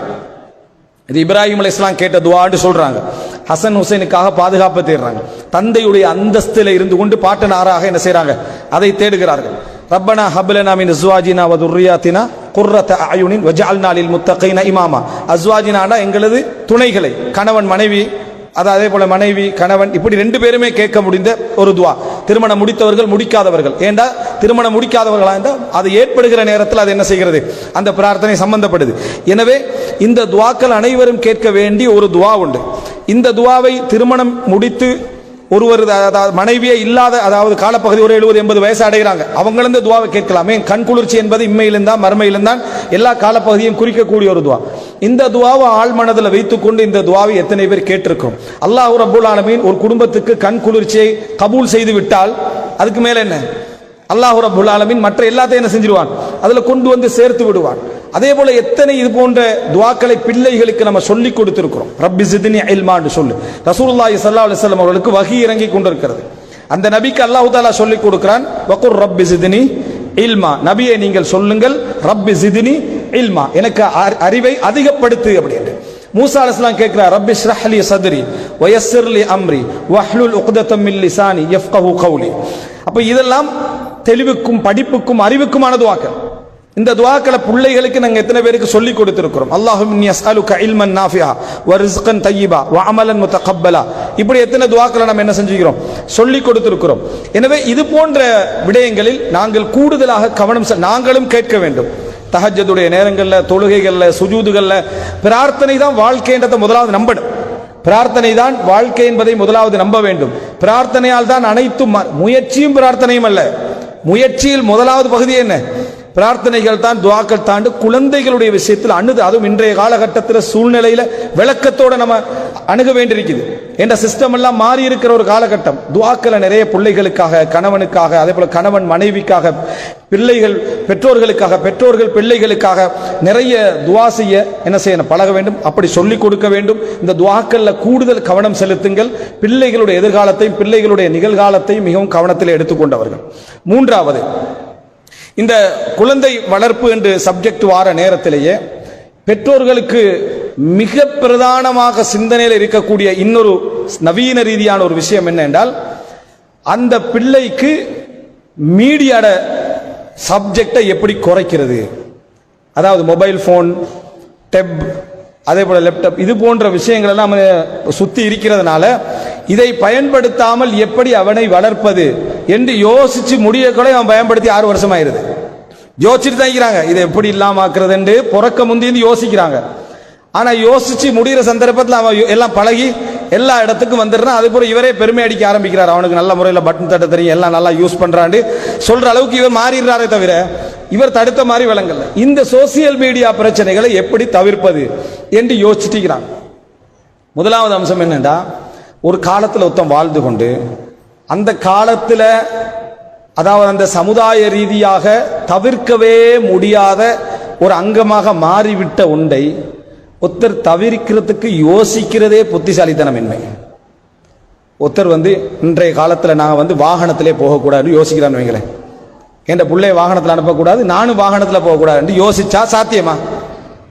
அந்த காலத்தில் எங்களோட உமா அப்பாவெல்லாம் என்ன செஞ்சாங்க? நடந்து தான் போனாங்க. இனி நான் என்ன ஸ்கூலுக்கு போனால் நடந்து தான் போவேன், ஊருக்கு வெளியே போனால் நடந்து தான் போவேன். நவீன வாகனங்கள்லாம் புதுசாக ஏற்பட்ட விஷயங்கள். இதனால பல பாதிப்புகள் வருது. இடுப்பு பிரச்சனை வருது, கழுத்து பிரச்சனை வருதுன்னு ஒரு ஆள் என்ன செய்யறாரு? தவிர்க்க நினைச்சா உங்களால தவிர்க்கலாமான்னு கேட்கிறேன். நீங்க நினைச்சாலும் தவிர்க்கலாது. இந்த ஃபேன் எல்லாம் புதுசா வந்தது, இதெல்லாம் நிப்பட்டி போட்டு இயற்கை காத்தோடு வாழுவோம்டா கான்கிரீட் ரோடெல்லாம் உடைக்கணும். இதே தான் மொபைல் போனுக்கும் இதான் சோசியல் மீடியா உள்ள விஷயத்து. உங்களால கட்டுப்பாடுக்குள்ள கொண்டு வரலாம், வரையறைகள் கொண்டு வரலாம், ஒழுக்கங்கள் கொண்டு வரலாம். அவன் அதை காணாமலே வாழணும் நினைக்கிறதே மடத்தனம், ஒரு மடமை. இதை நீங்க முதலாவது புரிஞ்சுக்கணும். இதை நீங்க நினைச்சீங்கன்னா நீங்க ஸ்ட்ரெஸ்ல போய் கவலையில போய் விழுவீங்களே தவிர இதுல இருந்து வெளியே வர இயலாது. அப்ப முதலாவது என்ன நினைக்கணும்டா, நான் வாழுகிற காலம் எல்லோருமே தூங்கி எழும்பின உடனேயே முதலாவது கையை எதுக்கு தேடுறது, எங்க வச்சு அந்த மொபைல் போனேன். அதுக்கு பிறகுதான் அல்ஹம்துலில்லாஹி அல்லதி அஹ்யானா பஅதமா அமாதனா வ இலைஹின் நுஷூர். படுத்து எழும்பினதுக்கா மொபைல் கையில் கிடைச்சதுக்காக தெரியல இந்த துவா, விளங்கிட்டா? என்னை அதாவது மரணித்த பின்னால் உயிர்ப்பித்த அல்லாஹ்வுக்கு எல்லா புகழும் அப்படின்றது. எதுக்கு உயிர்ப்பித்தது? படுத்து எழும்பினதுக்கு தான். ஆனா துவா கேட்கறது போன கையில பிடிச்ச பிறகு அந்த அளவுக்கு ஆயிட்டா இல்லையா? அதுக்கு என்னது பிழை அல்ல. இது ஒரு பெரிய பிரச்சனை, இன்றைக்கு உள்ள ஒரு உளவியல் பிரச்சனை. அவர்கள் படுத்து எழுப்பினோடனே போனை தேடுகிறார்கள். அப்படி இது உளவியல் பிரச்சனை. முந்தி படுத்து எழுப்பினோ டோர்ச்சை தேடினாங்க, விளங்கிட்டா? அது மாதிரி இதை தேடுறாங்க, அவ்வளவுதான். இது ஒரு உளவியல் பிரச்சனை எல்லாம் ஒன்றும் இல்லை. அது இந்த சமுதாயத்துடைய வளமையில அப்படி ஆயிட்டு. சலாம் கொடுத்து முடிஞ்சு இடது சலாம் கொடுக்கக்குள்ளே வலது கையில தான் என்ன செய்யறாரு, மொபைல் எடுக்கிறார். மொபைல் எடுத்து எத்தனை மெசேஜ் வந்திருக்கு, பச்சை பட்டன் எத்தனை வந்திருக்குன்னு பாக்குறது, விளங்கிட்டா? நோட்டிபிகேஷன் வணிதண்ட வளமையாக இன்றைக்கு மாறி போயிட்டு. எங்கேயாவது ஒரு ஆபீஸ்ல இருந்து வந்து ஒரு ஃபிளைட் மோட்ல போட்டு வெளியே வந்தா எப்ப ரிலீஸ், அதை ரிலீஸ் ஆகின கூட தான் நமக்கு சந்தோஷம் வருது. இப்படிப்பட்ட காலத்துல அப்பாவும் இருக்கிறாரு, உம்மாவும் இருக்கிறாரு, உம்மம்மாவும் இப்ப டச் பண்ண பழகிட்டா. புல்ல யூஸ் பண்ண கூடாது என்று நீங்க சட்டம் போட்டீங்கன்னா சாத்தியமே இல்லை. இது சாத்தியம் இல்லாத நீங்க ட்ரை பண்ண உங்களுக்கு என்ன நடக்கும் தெரியுமா? புள்ள கெட்டு போறாண்ட ஃபீலிங் கூடும். நீங்க ஒரு விதமான மன அழுத்தத்துக்குள்ள ஆளாகுவீங்க. இப்ப நீங்க புள்ளைக்கு முன்னால மறைச்சு ட்ரை பண்ற நீங்க நினைக்கிறீங்க, புள்ள உங்களே பார்த்துட்டு தான் இருக்கிறான். புள்ள உங்களே பார்த்துட்டு ஒரு காலம் இருந்துச்சு, ரிமோட்டுகளை கையில வைத்துக் கொண்டு டிவியை பார்த்துட்டு புள்ளைய பாக்குறது. உனக்கு நாளைக்கு எக்ஸாம் படிக்க சொன்னதே அப்படின்ட்டு இவர் இங்க என்ன சேனல் சேஞ்ச் பண்ணி நினைக்கிறது. சரியா? புள்ள நீங்க சொல்வதை விட நீங்க செய்வதை தான் என்ன செய்யும் பார்க்கும். அப்ப நமது கைகள் எல்லாம் இதெல்லாம் வந்த பின்னால அந்த பிள்ளைகளுடைய கையிலிருந்து எடுக்கிற பிரச்சனை இந்த உலகத்துல இந்த நம்ம ஒரு மூன்றாம் உலகம் என்று சொல்லக்கூடியவங்க மட்டும் தான் பேசிக்கிட்டு. அங்க எல்லாம் அதாவது மிடில் ஈஸ்ட் மற்றபடி வெஸ்டர்ன் கண்ட்ரி எல்லாம் ஸ்கூலுக்கு கட்டாயம் கொண்டு வர சொல்றாங்க. ஒவ்வொரு பிள்ளைகளுக்கு டெப் வாங்கி கொடுங்க, ஒவ்வொரு பிள்ளைகளுக்கும் போன் வாங்கி கொடுங்க, அதை செக் பண்ணி அதில் தான் படிச்சு கொடுங்க. ஸ்மார்ட் போர்டு எல்லாம் கொண்டு வச்சு அதில் டச் பண்ணி படிச்சு கொடுத்துக்கிட்டு அதை எப்படி யூஸ் பண்ணணும் என்று பிள்ளைகளுக்கு அதை வேறொரு இடத்துக்கு கொண்டு போயிட்டாங்க. இன்றைக்கு ஏஐ டெக்னாலஜி வந்த பின்னால பிள்ளைகள் நோட்ஸ் எடுக்கிறது படிக்கிறது அங்க போயிட்டு. ஆனா அவன் கெட்டு பேத்துருவான்னு நம்ம நினைச்சிட்டு இருக்கிறோம். அன்புள்ள சகோதரர்களை, கெட்டு போவதற்கான வாய்ப்பு அதுல இருக்கான்னு கேட்டா நிச்சயமா இருக்கு, சந்தேகமே இல்லை. அது கெட்டு போவதற்கான எல்லா சூழ்நிலையும் அதுல இருக்கத்தான் செய்கிறது, அதிலும் சந்தேகம் கிடையாது. ஆனா அதை நீங்க தடுக்க முடியுமான்னு கேட்டால், அதாவது பயன்படுத்துவதை தடுக்க முடியுமான்னு கேட்டால் முடியவே முடியாது. சவாலுக்கு யாராவது சொன்னா அவர் வீட்டுல தடுத்திருப்பாரு, அடுத்த வீட்டுல யூஸ் பண்ணிருப்பார். அவருடைய வீட்டுல தடுத்திருப்பாரு, வீட்டுல எதுவுமே இருக்காது, அவன் கையில எதுவுமே இருக்காது. அவன் வீட்டுல இருக்கிறத விரும்ப மாட்டான். ஏன் விரும்ப மாட்டான்டா? இங்கதான் தடை எல்லாத்துக்கும். அதனால கோர்ஸ் போயிடுறது, வேற வேலையென்று போயிடுறது, எங்க போய் அங்க யூஸ் பண்றது அத்தனையும் அவனுக்கு தெரியும். பாப்பா பேசக்குள்ள சந்தோஷமா சொல்றாரு, என் பிள்ளைக்கு மொபைல் அந்த சப்ஜெக்டே இல்லை, பிள்ளையும் சிரிச்சுக்கிட்டு அப்படி சொல்லுது. பாப்பா நம்மளை நல்லா புரிஞ்சுக்கிறாரு. அந்த பக்கம் போயிட்டு புள்ளேட்டு 2 நிமிஷம் எப்படி இந்த காலத்துல மொபைல்லாம் வாடல கூட்டாளி ரூட்ல யூஸ் பண்றது அப்படின்ற நல்லா இருக்கு. சரியா? அப்ப இந்த அமைப்புல தான் இன்றைய காலம் இருக்கு. தவிர்க்க முடியாத ஒரு காலத்துல நம்ம என்ன செய்கிறோம், இருந்து கொண்டு இருக்கிறோம். நீங்க சர்வசாதாரணமாக எந்த பக்கம் போனாலும், பிளைட்ல போய் ஒரு ஏறி உட்கார்ந்தா எங்கேயாவது உம்ரா போகணும்னா முன்னால டிவியோட வச்சுக்கிறான், டச் பண்ணி பாத்துக்க அப்படின்னு, உனக்கு என்ன வேணுமோ அதை பாத்துக்கன்னு வச்சுக்கிறான். இப்படிப்பட்ட ஒரு காலகட்டத்தில் நீங்க பிள்ளைகளை அதை எப்படி அவனது எதிர்காலத்துக்கு தோதுவாக யூஸ் பண்ண வைப்பது, எப்படி கட்டுப்பாட்டுக்குள் யூஸ் பண்ண வைப்பது, எப்படி வரையறுத்துக் கொள்வது, எப்படி இதை வச்சு நம்ம வேற வேலைகள் அவனை வாங்குவது, இவனுக்கு ஒரு குறிப்பிட்ட லிமிட்டை கொடுப்பது, இதுதான் நம்ம யோசிக்க வேண்டிய விஷயம். இதுதான் நடக்கணுமே தவிர அடுத்த பகுதி இந்த பிள்ளைகளை முழுசாக அதிலிருந்து நீங்க தவிர்க்க போறீங்கன்னு சொன்னா, இன்னும் சொல்ல போனா தவிர்த்தால் அந்த பிள்ளை இன்றைய காலகட்டத்தில் ஒரு பின்தங்கிய பிள்ளையா தான் வரும். அவனுக்கு எதுவுமே யூஸ் பண்ண தெரியாம இருக்கிறதும், அந்த அப்ளிகேஷனை பத்தி தெரியாம இருக்கிறதும், இதுல என்ன இருக்குன்னு தெரியாம இருக்கிறதும் ஒரு அறிவு முன்னேற்றம் அது இல்ல. மகாசேன கட்டின மின்னறிய குலத்தை எல்லாம் படிச்சுட்டு, பராக்கிரம பாவபதி படிச்சுட்டு, இன்றைக்குள்ள நவீன அப்ளிகேஷன் ஒரு பட்டன் தட்ட தெரியாம இருக்கிறது என்ன, அது ஒரு கல்வியாண்டு கேட்டா கல்வி இல்லை. அப்ப அதுவும் அவனுக்கு தெரியணும். அது எந்த வயசுல தெரியணும் அப்படி என்றால், இன்றைய காலகட்டத்தில் ஒரு புள்ள 2, 3, 4 வயசுல இருந்து இது ஆரம்பிச்சிருது. ஹெல்த் இஷ்யூஸ் இருந்தா அதை என்ன செய்யணும், டாக்டர் சொல்றாரு நீங்க இதை யூஸ் பண்ண வேணாம், இந்த வயசுக்கு பிறகு யூஸ் பண்ணுங்க, அல்லது இவ்வளவு காலத்துல யூஸ் பண்ண, அதை நம்ம கடைபிடிப்பது வேறு. அது அல்லாத ஒரு அம்சத்துல பிள்ளைகளிடத்தில் இதை நல்ல முறையில் பயன்படுத்துவதற்கான 1000 வழிகள் இதுல உண்டு. அதனால் இதற்கு பின்னால் பேசப்படக்கூடிய நிறைய உரைகள்ல எப்படி இந்த மொபைலையும் இந்த நவீன சாதனங்களையும் பிள்ளைகளுடைய கல்விக்கு தோதுவாக ஒரு புள்ள வந்து கேம்ஸை விரும்புதுண்டா, இப்ப கேம்ஸ் என்று எடுத்துக்கொண்டா அதுல இசை இருக்குது, பல பல விஷயங்கள் இருக்குது, கூடாதுதான், ஹராம் தான், சந்தேகம் இல்லை. ஷேக் அப்துல் கரீம் அல் ஹுதைர் ஹஃபிதஹுல்லாஹ் அவரிடத்தில் கேட்கப்படுகிறது, இந்த மாதிரி அவர் வந்து மிகவும் பேணுதலான ஒரு சவுதியில் இருக்கக்கூடிய மிக முக்கியமான மார்க்க அறிஞர்கள் ஒருவர்.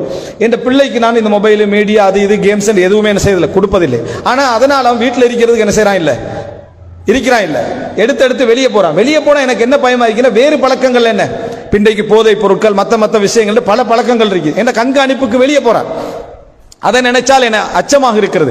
ஒன்று நான் இதை செஞ்சா வீட்டில் இருந்து எந்த கண்காணிப்பு கீழே இருப்பான், அல்லது நான் வெளியே விட வேண்டியிருக்கு, நான் என்ன செய்யன்னு கேட்கிறேன். அப்ப அவரே இது ஒரு ரெண்டும் தீங்கு தான், ஆனால் நீங்க ஒரு தீங்கை செய்ய நிர்பந்திக்கப்பட்டிருக்கிறீர்கள் என்று சொல்லி அவங்கள வீட்டுக்குள்ள வைத்துக் கொள்றதுக்கு எது உதவுதோ அதை செய்யுங்க என்றார். வீட்டுக்குள்ள வச்சுக்கிறதுக்கு எது உதவுதோ அதை செய்யுங்க. அதை உங்களுடைய கண் பார்வையில், உங்களுடைய மேற்பார்வையில், உங்களுடைய கட்டுப்பாட்டுக்கு கீழே பல விஷயங்களை செய்யலாம். இன்றைக்கு பலர் இந்த ஒரு அதாவது மொபைல் போன் நவீன இதுகளை வைத்து அதாவது ஜியோகிராஃபி படிச்சு கொடுத்தவங்க சின்ன பிள்ளைகளுக்கு, பல ஆங்கில என்ன அதாவது திறமைகளை வளர்த்து விட்டவர்கள், அதுபோல பிள்ளைகளுடைய சயின்ஸ் நாலேஜ்களை வளர்த்து விட்டவர்கள், இந்த இத்தனையோ விஷயங்களை 6-7 வயசுக்குள்ளைய பிள்ளைகள் அந்த மொபைலுடைய பழக்கத்தின் காரணமாக மொழி புலமையும் அதே போல இன்னும் பல விஷயங்களும் வளர்ந்து விட்டதை பார்க்கிறோம். இன்னைக்கு என்ன ஒரு பிரச்சனைடா, புள்ள சோசியல் மீடியா மொபைல் நவீன மீடியாக்களை பயன்படுத்தி முன்னேற வேகத்தில் ஊர்ல உள்ள சிஸ்டங்கள் முன்னேறல. இன்னும் மொண்டசூரி நேசரின்னு வச்சுக்கிறோம். அதுல நம்ம முதலாவது ஆரம்ப காலத்தில் என்ன படிச்சோம், கலர்களை படிச்சோம், இங்கிலீஷ் பாட்டு படிச்சோம். இவன் மொண்டசூரி நடத்துற லெவல்ல வெளியே போறாங்க. யாரு, சின்ன புள்ள 5 வயசுல எல்லா கலரையும் 5 கலர் ஆகிற 100 கலர் ஆகிக்கிறேன். அவன் அந்த எல்லா கலரையும் படிச்சு எல்லா பாட்டையும் படிச்சு எல்லா விஷயம் தெரிஞ்சுட்டு அவனை கொண்டு போய் நேசரியில விடுறாங்க. அங்க அதே 5 கலர் என்ன, திஸ் இஸ் கிரீன் என்ற அந்த கிரீன் நம்ம எப்பயோ பார்த்து முடிஞ்சதுன்னு அவன் நினைக்கிறான். அந்த புள்ள வந்து 5 வயசுல கிட்டத்தட்ட 10 வயசுல உள்ள அறிவை இன்றைக்கு என்ன செஞ்சிடறான், பெற்றுக்கொள்கிறான். அதாவது ஒரு விஷயத்தை தேடுவதாக இருந்தாலும் வாய்ஸ்ல தேட பழகிட்டான், டைப் பண்ண பழகிட்டான். சின்ன பிள்ளைகள் எல்லாம் செஞ்ச பிள்ளைய கொண்டு போய் நம்ம வந்து இந்த மாதிரியான ஒரு இடத்துல விட்டீங்கன்னா அவனை இன்னும் டைம் வேஸ்ட் ஆக்குறோம்னு அர்த்தம். என்ன செய்யறோம், அவன் டைமை வேஸ்ட் பண்றோம்னு அர்த்தம். அப்ப அந்த புள்ளைய இன்றைக்கு நவீன கால மீடியாக்களின் ஊடாக எங்கேயோ கொண்டு போயிடலாம். அதுக்கு கொஞ்சம் பெற்றோர்களுக்கு அறிவு தேவை. எதன் ஊடாக இந்த பிள்ளைக்கு என்ன செய்யலாம், கொஞ்சம் கல்வி கொடுக்கலாம்.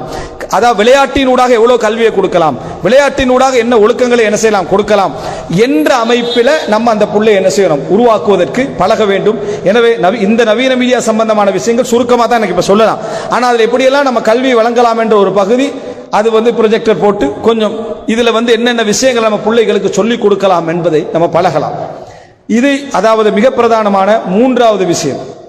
இதுல நீங்க இந்த புரிதலுக்கு தான் வர வேண்டும். மீடியாவோட சம்பந்தப்பட்ட விஷயங்கள் இந்த புரிதலுக்கு தான் வர வேண்டும். ஆனா அதுல ஒன்றில கவனமா இருக்க, நீங்க அவனை அறிமுகப்படுத்துகின்ற வேலைகளை அந்த மீடியாக்கள் ஊடாக செஞ்சா அதுக்கு இடமே கொடுக்க வேண்டாம்.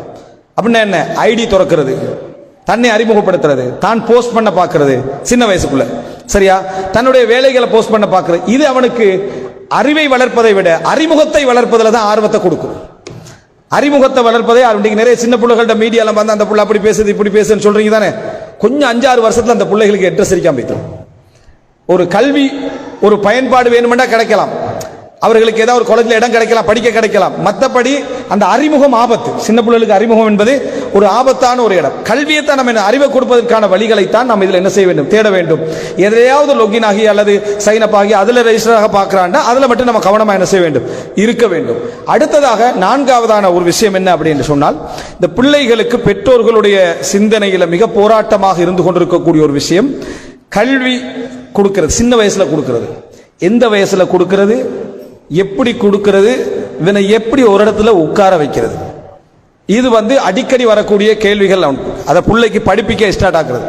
பெரும்பாலும் பெற்றோர்கள் எதில் ஆரம்பிப்பாங்கன்னா, ஒரு தமிழ் மொழியை படிப்பிக்கிறது, இங்கிலீஷ்ல ABCD படிப்பிக்கிறது, குர்ஆனை ஓதி கொடுக்கிறது.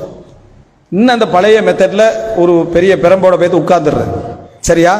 உட்கார்ந்து அந்த பிள்ளைகளுக்கு ஒரு 3 வயசுல அந்த குர்ஆனை ஓதி கொடுத்தல், அலிஃப் ஃபத்ஹா ஆன்னு சொல்லி கொடுக்கிறது, அதே போல பா ஃபத்ஹா பான்னு சொல்லி கொடுக்கிறது. கொஞ்சம் 2 நாள் ஓதி கொடுத்துட்டு உம்மா மாதிரி என்ன செய்யறதுன்னா, இந்த மேலால ஒரு கோடு போட்டு உனக்கு விளங்குதான்னு கேட்கறது. அவனுக்கு 3-3.5 வயசு, சரியா?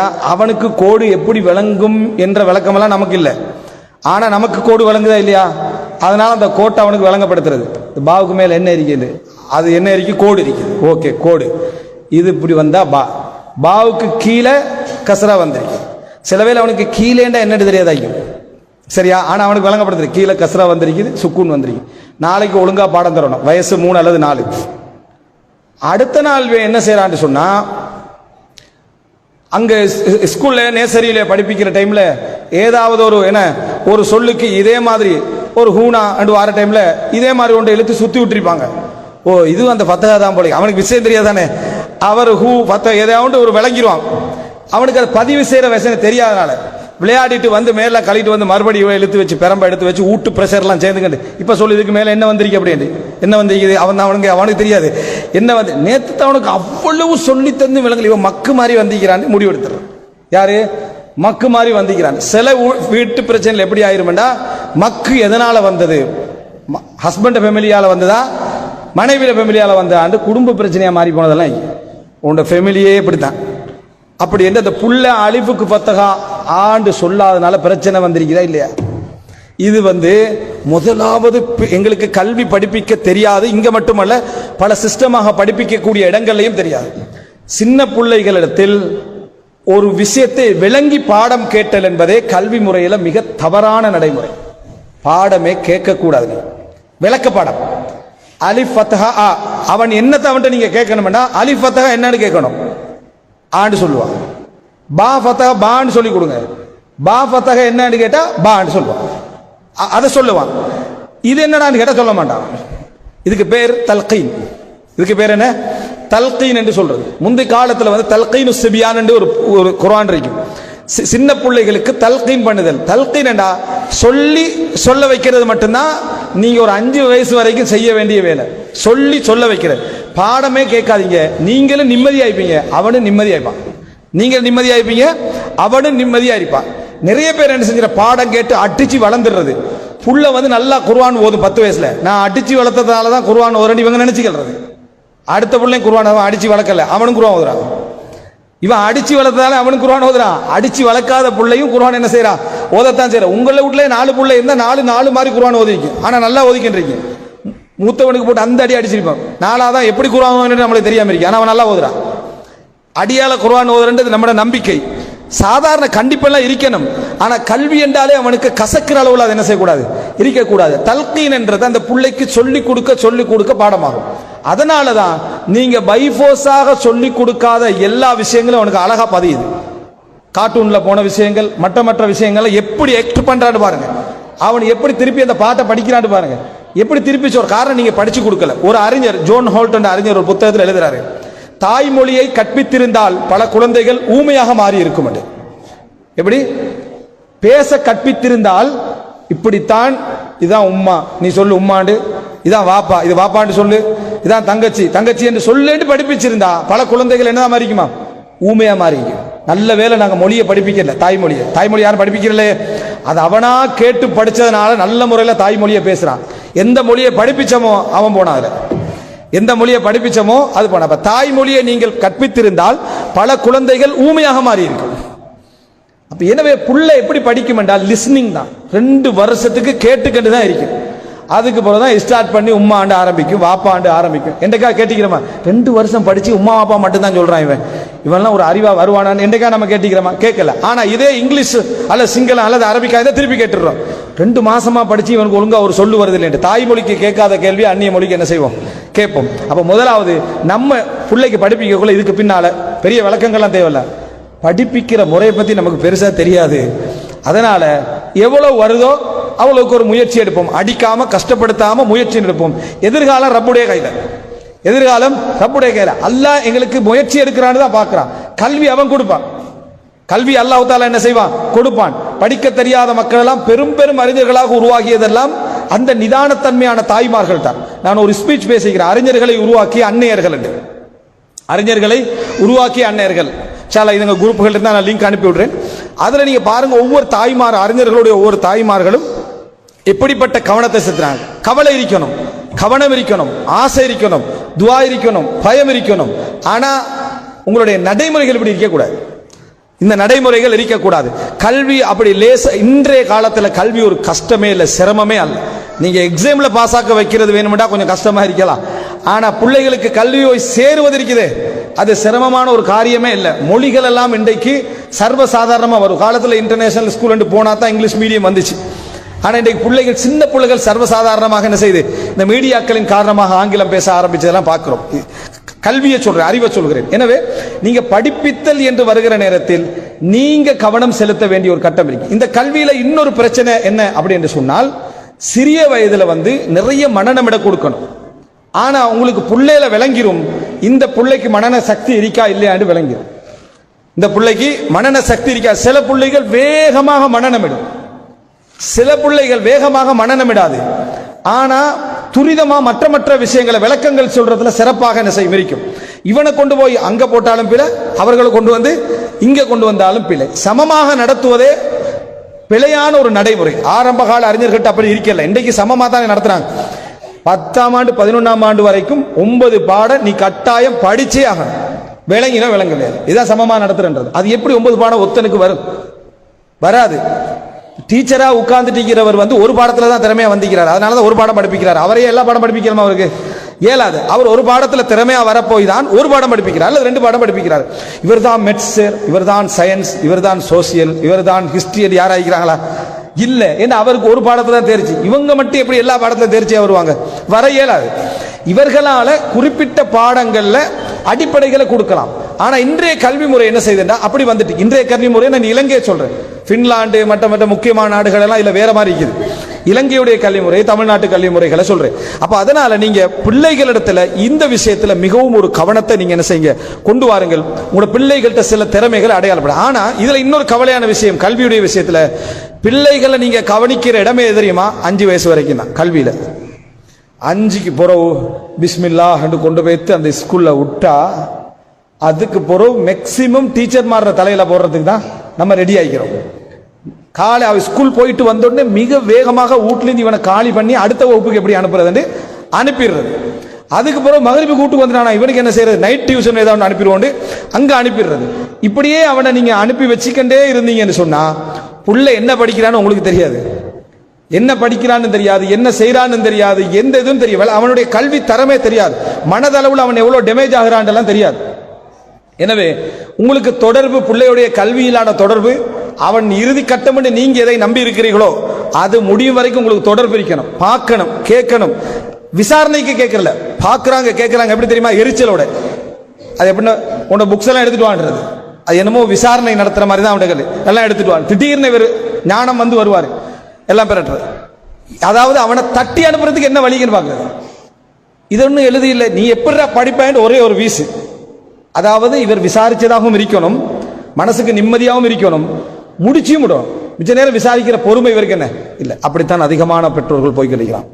யாரும் பிள்ளைகளோட மனம் திறந்து கலந்து அவர்களுடைய பலகீனங்களை மேற்றுக்கொண்டு, அது வரலையா கொஞ்சம் ட்ரை பண்ணி வராட்டி விட்டுட்டு இதை படி, இதுல ஒரு முயற்சி, உனக்கு இதுல திறமை இருக்குதானே அவனுடைய மனசுக்கேற்ப பேசுகின்ற பெற்றோர்கள் குறைவு. அப்படி சொன்னா அவன் பயன்படுத்தி வேற மாதிரி போயிடுவானே என்று நினைக்கிறான். நம்ம அதாவது அண்மை காலத்துல சவுதி அரேபியாவில் ஒரு சம்பவம். ஒரு புள்ளை ஃபர்ஸ்ட் வரக்கூடிய பிள்ளை, ஒரு புள்ளை ஃபர்ஸ்ட் வரக்கூடிய பிள்ளை, திறமையான 90க்கு எல்லாம் 90% மேல எடுக்கக்கூடிய பிள்ளை. இந்த புள்ளை ஒரு நினைக்கிறேன் ஒரு 10th அல்லது 9th கிரேட் அந்த பிள்ளைக்கு 2ஆவதோ 3ஆவதோ வந்துட்டு, வாப்பா உமா கொதிச்சு எழும்பிட்டான். 2ஆவது 3ஆவது என்ன இந்த பிள்ளையோட எதிர்காலம் என்னத்துக்கு ஆகுறேன்னு குழம்பி போய் அந்த அந்த டீச்சருக்கு, அந்த உமா வாப்பாவுக்கு தெரியும் ஏன் இது குறைஞ்சிருப்பாண்டு. அங்க ஒரு ஸ்போர்ட்ஸ் டீச்சர் இந்த பிள்ளைக்கு நல்ல ஸ்போர்ட்ஸ்ல விருப்பம். அந்த டீச்சரோட இந்த புள்ள நல்லா என்ன செஞ்சுட்டு அட்டாச்மெண்ட் ஆகிட்டு, அதனால ஃபுட்பால்ல எதுலையோ ஒரு கொஞ்சம் நல்ல ஈடுபாடு ஆகிட்டு. அப்ப அந்த ஈடுபாடு ஆகின அந்த புள்ள அதுல கொஞ்சம் ஈடுபாடு கூட போய் தான் இதுல கொஞ்சம் குறைஞ்சிருக்க நேர அந்த புள்ளைய எழுத்துக்கண்டே ஸ்கூலுக்கு போறாங்க. ஸ்கூலுக்கு போன இந்த பெற்றோர்களுடைய அதீத கவனம் இருக்கிற பிள்ளைகள், எல்லா பிள்ளைகளும் தாங்குற சக்தியில் ஐக்காது. ஒரு மனபயம் சில பிள்ளைகளுக்கு ஏற்பட்டுரும். அப்ப அந்த புள்ள நடுங்கிக்கிட்டே இருக்கு, என்ன நடக்க போகுது. சேர் வரைக்கும் வந்துட்டாரு இவர், ஆசிரியர் வரைக்கும் என்ன நடக்க போகுது. இவர் அந்த சச்சரவோட இருக்கிறார், யாரோட? அந்த சேரோட. கொஞ்ச நேரத்தில் புள்ளைய காண, புள்ளைய தேடுறாங்க. தேடி பார்த்தால் அந்த புள்ள ஒரு இடத்துல இருந்து மேலிருந்து கீழே விழுந்து தற்கொலை. இறந்து போயிட்டு. புள்ள தற்கொலை செய்ய சான்ஸ் இல்லை. ஆனா இந்த புள்ள ஒரு நடுக்கத்திலேயோ பயத்திலேயோ மேலுக்கு போயிருக்கலாம். அந்த பதட்டம் அந்த புள்ள என்ன செஞ்சிருக்கும், கீழே விழுத்தட்டிருக்கும், புள்ளையோட உயிர் போயிட்டு. இது கிட்டத்தட்ட ஒரு 15 வருஷத்துக்குள்ள நடந்த ஒரு சம்பவம். இப்ப இந்த பெற்றோருடைய அதி உச்ச ஆசை அதிரிக்கும், என் புள்ள படிக்காட்டியும் பரவாயில்ல, உசுரோட எனக்கு கிடைச்சா போதும் தானே இருக்கும் ஒரு தாய் தந்தையாக. ஏன் இப்படிப்பட்ட ஒரு அதீத கவனம் நம்ம எடுக்கணும்? இதுதான் எதிர்காலம் என்று நாங்களாக வைத்துக்கொண்டு கவனத்தை நம்ம ஏன் எடுக்கணும்? இங்குள்ள எத்தனையோ பெற்றோர்கள் இதே மாதிரி கவனம் எடுத்து A லெவல் வரைக்கும் படிச்சு அதை விட படித்து வந்தவங்க இருக்கிறாங்க. ஆனா நம்ம படிச்சதுல என்ன பிரயோசனத்தை பெருசா கண்டோம் என்று கேட்கக்கூடிய நிறைய கேள்வியோடு இருக்கக்கூடிய பெற்றோர்களும் இருக்கிறாங்களா இல்லையா? இருக்கிறாங்க. அப்ப நமது கல்வி என்பது நம்மளை சிந்தனைக்கு திறமையாக்க, அறிவாளியாக்க, நம்ம ஒரு கல்ச்சர்டான ஒரு மனிதராக ஆக்க உதவணும். அது ஓகே. ஆனா எல்லை காணாம ஒரு விதமான ஒரு அதீத கவனம், இப்படி பல உயிரிழப்புகளை நம்ம இந்தியாவில் எத்தனை சம்பவம் கேள்விப்படுறோம். நீட் எக்ஸாம்ல ஃபெயில் ஆகினதுனால என்ன மரணித்த பிள்ளைகளுடைய சம்பவம், ஒரு மார்க்ஸ் குறைஞ்சதுனால, எடுபடாதனால எத்தனை பிள்ளைகளுடைய இழப்பு. இன்றைக்கு அது போன்ற இழப்புக்கு நமது பிள்ளைகளுக்கு ஏற்படாமல் இருக்க வேண்டும் என்றால் நமது கல்வியிலான கவனம் அவனது திறமையோடு ஒத்து போகணும். அவனுக்கு எவ்வளவு திறமை இருக்குதோ அந்த அளவு கொடுங்க. அந்த திறமை இல்லைண்டா நிச்சயமாக சத்தியமாக அல்லாஹ் ரப்புல் ஆலமீன் அவனுக்கு இன்னொரு திறமை வச்சிருப்பான். அதுல சந்தேகமே இல்லை. அல்லாஹ் நீதியானவன். ஒரு திறமை இல்லாது விட்டால் இன்னொரு திறமை அல்லாஹ் ரப்புல் ஆலமீன் செஞ்சிருப்பான், வைத்துத்தான் இருப்பான். அந்த திறமை அடையாளம் காண்றதுக்குரிய கல்வி முறையில நாங்க இல்லை. ஆனா வெளி உலகத்தில் பல மேற்கத்திய நாடுகள் அந்த கல்வி முறை இருக்குது. ஒரு பிள்ளையுடைய திறமையை கண்டு அதற்கேற்ற துறையில் என்ன அந்த பிள்ளையை கொண்டு போவதற்கான பிராக்டிக்கலான கல்வி முறை. எத்தனையோ பிள்ளைகளுக்கு சிஸ்டத்தை வரைய தெரியாது, சொல்ல தெரியாது, ஆனா அதை செய்ய தெரியும். அதை செஞ்சு கொண்டு வந்து வெளிவர கொண்டு வந்து வைக்க தெரியும். ஆனா அதை வெளியெடுக்கிறதுக்கான திறமை நம்மகிட்ட என்ன, அதுக்கான சிஸ்டம் நம்மகிட்ட இல்லாமல் இருக்கலாம். அதனால எந்த பிள்ளைகளாக இருக்கலாம், அவர்களுடைய கல்வி விஷயத்தில் எங்களுடைய கவனம் மறுமையை தாண்டிய கவனமாக என்ன செய்யக்கூடாது, இருக்கக்கூடாது. மார்க்கத்தை தாண்டிய கவனமாக இருக்கக்கூடாது. அவனுக்கே அல்லாஹ் வழங்கி இருக்கக்கூடிய திறமையை தாண்டிய கவனமாக என்ன செய்யக்கூடாது, இருக்கக்கூடாது என்பதை நாங்கள் மிக முக்கியமாக புரிந்து கொள்ள வேண்டும். இது இன்றைய கல்வி சவால் அதிகரிப்பதற்கான காரணம் நம்முடைய சிலபஸும் அவ்வளவு அதிகமாக இருக்குது. நம்மளுடைய சிலபஸ்களும் நிறைய, எல்லாத்தையும் படிக்கணும் எல்லாத்தையும் படிக்கணும் ஒரு பெரும் படிப்பாக என்ன செய்யறாங்க, படிப்புடைய வகைகளையும் அதிகப்படுத்திட்டாங்க. அதிகப்படுத்திட்டனால மார்க்க படிப்பு என்பது கூட, அல்லாஹ்வுடைய தீனை படிக்கிற படிப்பு என்பது கூட அப்படி ஒரு போற போக்குள்ள மூளையால படிச்சுட்டு போற மாதிரி தான் என்ன செஞ்சுட்டு ஆகிட்டே தவிர ஒரு பிரதானமான படிப்பாக அதை என்ன செய்யவில்லை, ஆகவில்லை என்பதை நம்ம தெரிந்து கொள்ள வேண்டும். அடுத்ததாக கடைசியாக இந்த கல்வியோடு சம்பந்தப்பட்ட விஷயத்தில் இன்னொன்றையும் சொல்லுகிறேன். நம்ம சந்தித்துக் கொண்டிருக்கக்கூடிய ஒரு விஷயம், நமது பிள்ளைகளுடைய சிந்தனையில ஏற்படுத்தியிருக்கக்கூடிய இந்த கல்வி என்று படிக்கிறோமே, இதுல 75% மார்க்கம் அங்கீகரிக்காதவைகள். ஆனா நம்ம ஒரு சிஸ்டத்துக்காக, ஒரு சிலபஸுக்காக, ஒரு தொழிலுக்காக அந்த பாதையில் என்ன செய்றோம், போறோம். மற்றபடி இன்னும் இலங்கை இன்னும் ஒரு 10-20 வருடங்கள்ல நம்ம அருவருக்கத்தக்க, நம்ம ஏற்றுக்கொள்ளாத, எங்கள் கலாச்சாரம் அங்கீகரிக்காத கல்வி முறைகளை சந்திக்கும். அதை நீங்க பாத்துங்க. 20 வருஷமெல்லாம் கூடுதல், ஒரு 10 வருஷத்துக்குள்ள என்ன செய்யும், சந்திக்கும். இந்த கல்வி முறையில் இருக்கக்கூடிய இங்க மட்டுமல்ல, உலகத்தில் எல்லா இடத்திலையும் மார்க்கம் என்று தழுவி இருக்கக்கூடிய இடங்களை தவிர இருக்கக்கூடிய எல்லா கல்வி முறைகளும் நமது மார்க்கத்தை அப்படியே கடத்தி எடுத்துட்டு போகக்கூடிய அமைப்பிலான சிலபஸ்களை தான் படிச்சுட்டு. ஆனா புள்ள எப்படி படிக்குதுன்னா வகி மாதிரி படிச்சுட்டு, சிலபஸ்ல ஒன்று எழுதப்பட்டா அது 100% உண்மை என்ற அடிப்படையில் பிள்ளைகள் என்ன செய்கிறது, படித்துக் கொண்டிருக்கிறது. ஆனா நிறைய விஷயங்கள் மார்க்கத்துக்கு முரணான, சிந்தனைக்கு முரணான, பொருத்தமில்லாத, போலியான, தேவையில்லாத சப்ஜெக்டுகளும் நிறைய என்ன உண்டு என்பதில் எல்லின் முனை அளவிலும் சந்தேகம் இல்லை. அடுத்தது, இந்த பாடங்கள் எல்லாமே நம்மையும் மார்க்கத்தையும் பிரிக்கின்ற அமைப்பில் தான் இந்த பாடங்கள் எல்லாம் என்ன செய்யுது இருக்குது. நீங்க பிள்ளைகளை கூப்பிட்டு சொல்லுங்க, உலக தலைவர்கள் 3 பேர் பேரை சொல்லு, உலகத்தை ஆண்ட 3 பேர், உலகத்தில் சர்வதேச தாக்கம் செலுத்திய 3 பேர் பேரை சொல்லு அப்படி என்று சொன்னா அந்த புள்ள ஏதாவது ஒன்று சொல்ல, அலெக்சாண்டர் என்றும் அல்லது என்னது நெப்போலியன் என்று சொல்லுவான், அல்ல இப்படி ஏதாவது ஒரு தலைப்பில் ஒரு பேரை சொல்லுவான். மார்க்க உலகத்திலே, அதாவது மார்க்கத்துடைய தலைவர்கள், இஸ்லாமிய மார்க்கத்துடைய தலைவர்கள் சொன்னா அபூபக்கர் அல்லாஹ், உமர் ரலியல்லாஹு அன்ஹு, உஸ்மான் ரலியல்லாஹு சொல்லுவாங்க. இந்த 3 பேரும் சந்திர மண்டலத்தில் இருந்தாங்க. இந்த 3 பேரும் அபூபக்கர்லாம், உமர் ரலியல்லாஹு, உஸ்மான் சந்திர மண்டலத்தில் இருந்தாங்க. இந்த உலகத்துல தான் இருந்தாங்க. அவங்க உலகத்துல தாக்கம் செலுத்தலையா? தாக்கம் செலுத்தினாங்க. முஆவியா ரலியல்லாஹு அன்ஹு, உமர் பின் அப்துல் அசீஸ், அப்பாசிய ஹிலாபத், உமையா ஹிலாபத், உஸ்மானிய ஹிலாபத் எல்லாம் உலகத்தை ஆண்ட அமைப்பு. ஆனா அவன் இஸ்லாம் புத்தகத்தெல்லாம் படிப்பாங்க. அது எதுல படிப்பான்? மார்க்க புத்தகம், இஸ்லாம் புத்தகம், அதுல படிப்பான். இத உலக விஷயத்துல படிப்பான். ஆனா அது உலக விஷயம் தானே. 1400 வருஷங்களாக ஆண்ட சமுதாயம் முஸ்லிம் சமுதாயம்.